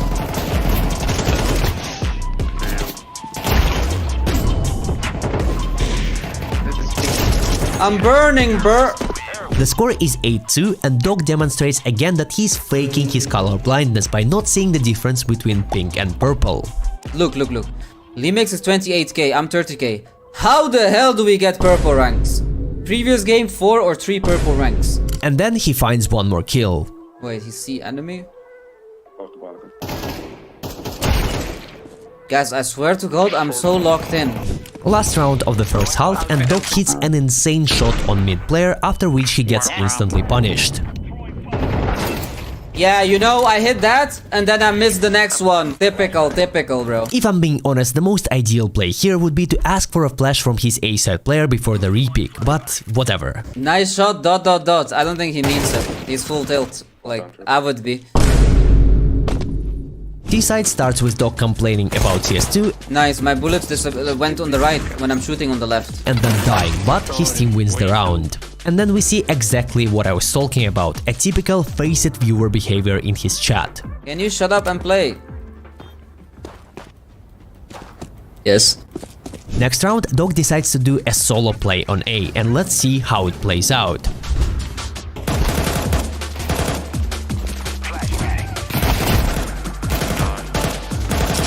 Where am I shooting?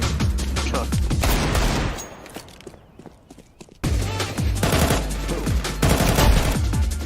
Kitchen door. One low, I think. Why you die? Nice, Limix. Shut up. 2 games in a row, bottom. 11-3, Doc boosts his teammate in ramp and spots one guy crossing to con. And then he shows us how important it is to play pre-fire maps.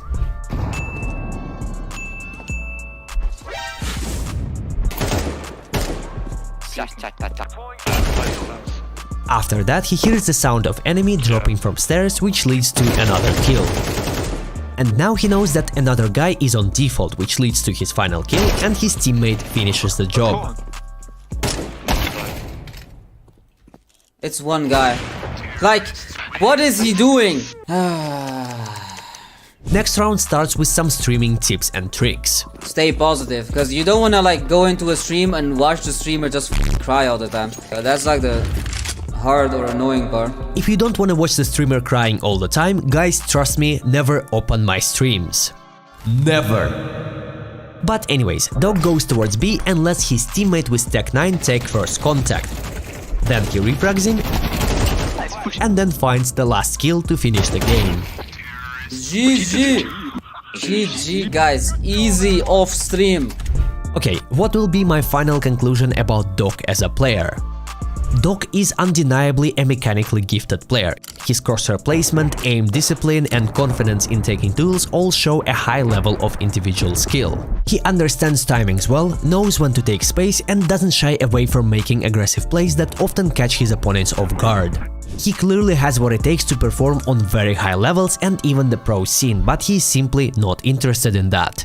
And Doc, I know you're watching this, please stop being a f***ing NPC. If you want to attract viewers who are interested in you as a person like Ren, Dima and other streamers, don't be scared to step out of your comfort zone. Don't be scared to make some jokes, give emotional reactions and play variety games from time to time. People will love it. Hello. You guys probably all know ohnePixel. I made 2 videos about him in the past, one of them was in CSGO and one of them was at the start of CS2. But right after Season 1 premiere, Mark mastered the ultimate form of CS2 gameplay, not playing at all. In the entire Season 2 he played less than 15 games. And only recently, when there was a pretty big break in between games that he co-streamed, he finally decided to play.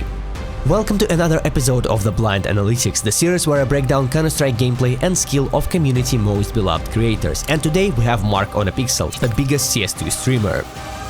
That would be, of course, if we're judging in terms of viewers. If we were going by physical size, it would have been a toss-up between Anomaly and Furious. Now, let's dive into the game.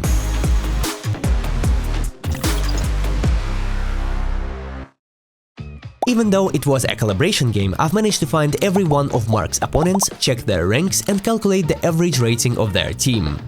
For him, this game should not be that big of a challenge, or that's what I thought. We're going for 30k elo, bro. We're going for 30k, bro. First round starts with Mark saying that he plays A, which is interesting. I play A, I play A. And then, with third spawn for long, he gets stuck in his teammate but still decides to go there all by himself. After not spotting anyone on long, nothing A, he falls back to Goose, but for some reason can't hear multiple Glock shots on his side, long, sells his teammate, and dies. I kinda sold my teammate there. Sorry bro, I sold you on ramp, not gonna lie. I didn't know he was there. Next round, Mark buys the vet JJ pattern in the bag. Yeah. And decides to call a mid push with his teammates. 5-5-7 and we push middle. But unfortunately, they all die without a single kill.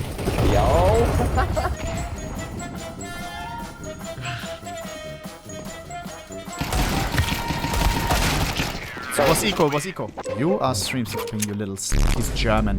Let me do a little wall hack. Maybe Wack live chat. Scheiße against Germans, bro. I'm not racist. Next round, Mark has a spawn for mid or B. He gets stuck in his teammate again and then decides to take the longest way possible towards short, losing a lot of time. After that, he spots one player in lower and hears his opponent's steps towards short. Or maybe he didn't hear them. They're going A. The score is 0-3. Orange and yellow have spawns for taking long. I can buy B and win this round. Okay.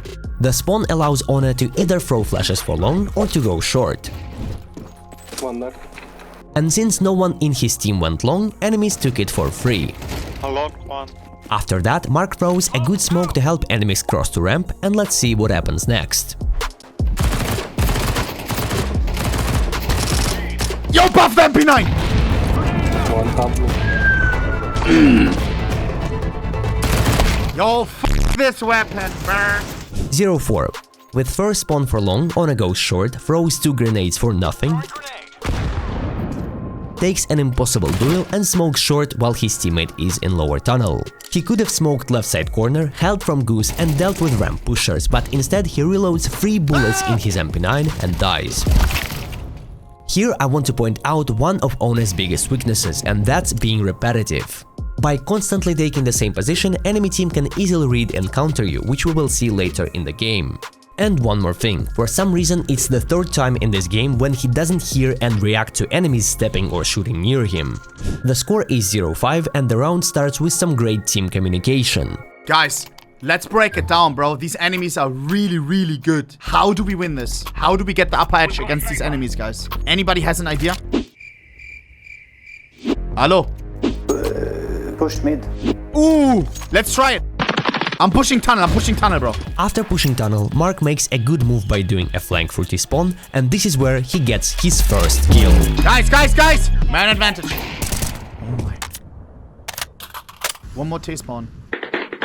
After that, his teammates die, and he is left in a 1 versus 2. Let's see what happens next. Watch me, guys. I win this. Bomb has been planted.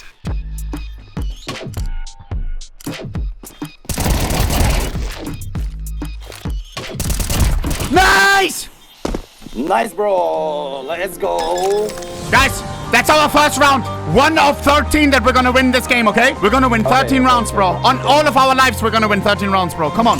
Next round, Mark establishes great communication with his Russian teammate. Yo, where are you from, bro? Please. You. I'm from Russia, bro. Okay. Can you drop me, please? AK or M4? Oh, M4. Damn, humble. M4A1S or M4A4? 4, bro. I don't have A1S. Devers, you have a favorite pro player, bro? Sorry, I don't know. Sorry. It's okay, bro. You have favorite team? Counter-Strike team? Team Spirit, Team Navi, Team Big Clan? Yep. Which one? Which one your favorite? My favorite team? Yes, all Counter-Strike. Which one? Gambit. What? Old school. But then he goes long all by himself with no utility and dies. A long. Because I didn't buy utility. Because I was talking. Next round, a miracle happens. With one of the worst spawns for long, Mark still goes there and he is not alone. They actually throw their utility properly for the first time and take long control. After that, One decides to stay long and finds a kill. Lul. Lul. The situation is a 4 versus 3 and teammates give info that there is an AWP somewhere in mid. AVP middle. I kill. Mark is carefully sneaking around T-spawn and finds another kill. The confidence kicks in, and let's see how it goes after. Nice, Good job, guys. Good job. Hey! The score is 2-6, and even people in the chat are noticing that One has not bought a defuse kit for multiple rounds. Can you drop me a cake? Yeah.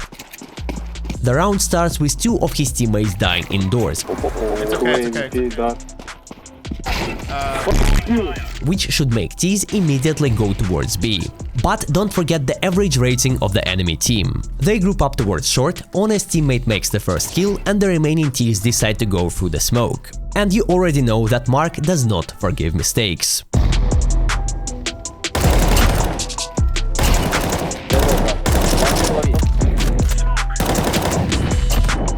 And of course, after a play like that, they win this round. Nice! Bro! You wasted my AK! Can you drop me a cake? Yeah. Leon. Next round, we start on short again. And I know that the last time I did way too much analytics and Honest Chat didn't like it so much, that's why in this video I'm not gonna do it as often. But in this specific moment I just wanna say that it was a great opportunity for multiple kills, since One had a teammate in lower, so he was in a great position to play crossfire. They come short, they come short. Yes, you hear multiple people rushing short, but your teammate will be the one taking first contact. So what you can do is, after he takes the first contact and baits out the attention of the enemies, you swing out to short and kill multiple players who are not focused on you. Instead of that, he goes back to short and his teammate smokes it. But Mark makes an unpredictable decision to push through it, and he has the info about his enemies being in mid. Middle one, middle doors. He dinks the guy, but doesn't make a kill. 1 HP, box, yellow. No peek, no reaction. And they still win the round. Oh, yeah, good play, that's a good play. Ooh, just stay alive, Yes! LOL! Good job. Now you're mad, bro! Yeah! Easy peasy. Now you're mad, bro! 4-6, and we go short again. Here, One throws a molly and a smoke that blocks vision for his teammates who are holding mid. It helps his enemies cross towards short easier, but he still makes a kill. With low HP, he should fall back to CT side or goose and play with his teammate.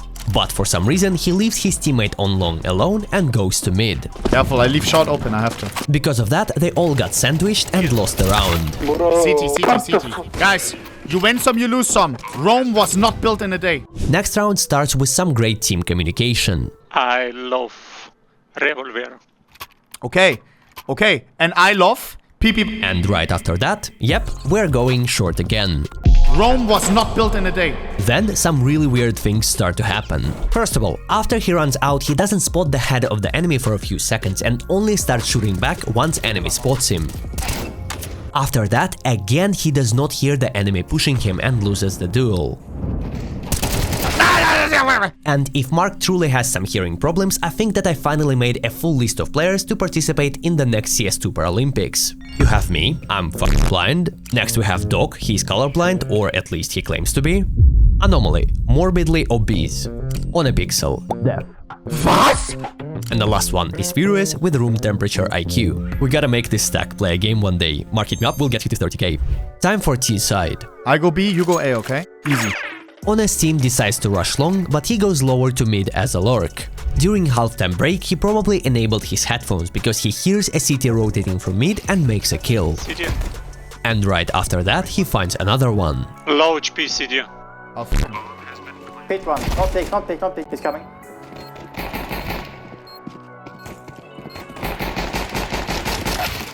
Nice! Joe, and you are so back. Guys, I want to take a quick shout out to our green, bro. He just doubled his skills. And you got this, bro. W comeback. We always believed in you, bro. Rome was not built in a day. Next round, we go lower again. They have info about one enemy with a deagle being close in short. Short close. Short. Mark kills him and here's one player rotating through CT spawn. CT. He kills him, and here's another city player running to the same spot. Another easy kill. His teammate just died to a scout on mid, so in this 2 versus 1 situation we have 100% information about the location of the last enemy, which allows us to make the most logical decision. Just come somewhere, come long, or like, just don't die. I flash, flashing. Just come plant. And after that, we witness some really high IQ gameplay. I will throw it over. Oh, nice, good play. Or maybe not. Shoot it over. What? Genius, bro. You're actually genius, bro. After that, One loses a teammate, but he finishes the job and wins the round. 8-6, and Mark goes lower again, where he finds a kill on a short player, but later dies to a push. I'm trolling! But his team wins the round. If you recall, earlier in this video I told you about Mark being predictable and readable to enemies. Here I want to point out one of One's biggest weaknesses, and that's being repetitive. And well, I want to show you exactly what I meant. Did I ever tell you what the definition of insanity is? Insanity is doing the exact same thing over and over again. Expect shit to change. That is crazy. The first time somebody told me that, I don't know, I thought they were bullshit. So boom, I shot him. The thing is, okay, he was right. And then I started seeing it everywhere I looked. All these pricks. Everywhere I looked. I didn't check my corner. Everywhere I looked, doing the exact same thing. Over and over again. Thinking, this time, it's gonna be different. LOL! Did you guys know that Rome was not built in a day? Mark also knows that, but what about his team? Guys, Rome was not built in a day. We can make this comeback happen, bro, and prove everyone wrong. After a motivational speech, he asks his teammate for a drop. Devers, call me crazy, but can you drop me that AK? But gets completely ignored. But then the same guy who ignored him dies, and Mark finally picks up an AK and wins the round for his team.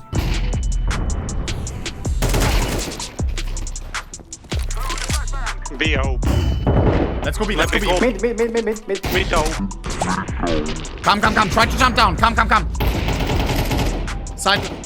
Not last. Nice, bro! Guys, even if we lose, we played really well, bro. In this round, Mark with his team only have one chance to get to overtime, but unfortunately enemies got used to him doing the same thing and just push slower. Pushing tunnel, 1 HP. Mark and his teammate die. I did not just see that, bruh. And they lose the round. Rome wasn't built in a day. Maybe their PC crashes and we won't. GG. Mark top fragged, but at what cost?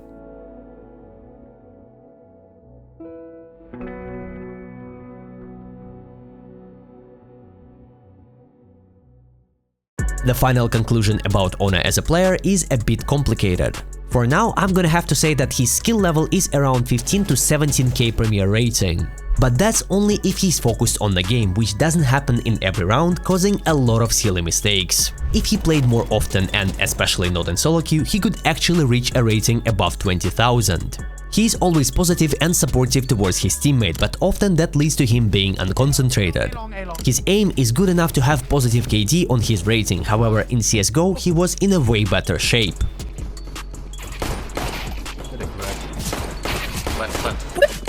Get a grip, kids. Definitely his biggest weakness is his repetitive playstyle and the fact that he keeps putting himself in a very uncomfortable positions to take aim duels. All of that can be fixed if you just play the game more often. But honestly, I completely understand. The game is in a terrible state, and if I had the chance to make content without actually playing the game entirely, I would. Alright, so as you guys can see, I didn't make a video about every CS content creator. There are a lot of very interesting streamers and YouTubers left, but I'm not entirely sure that I want to continue with this series. The effort that is being put into making those episodes is insane. And those episodes are also really expensive to make, and I feel like they deserve way more views than they get. So I think that at least for now I will move in a different direction, but it was a pleasure making those episodes for you. Appreciate you guys watching, God bless you, I'm out.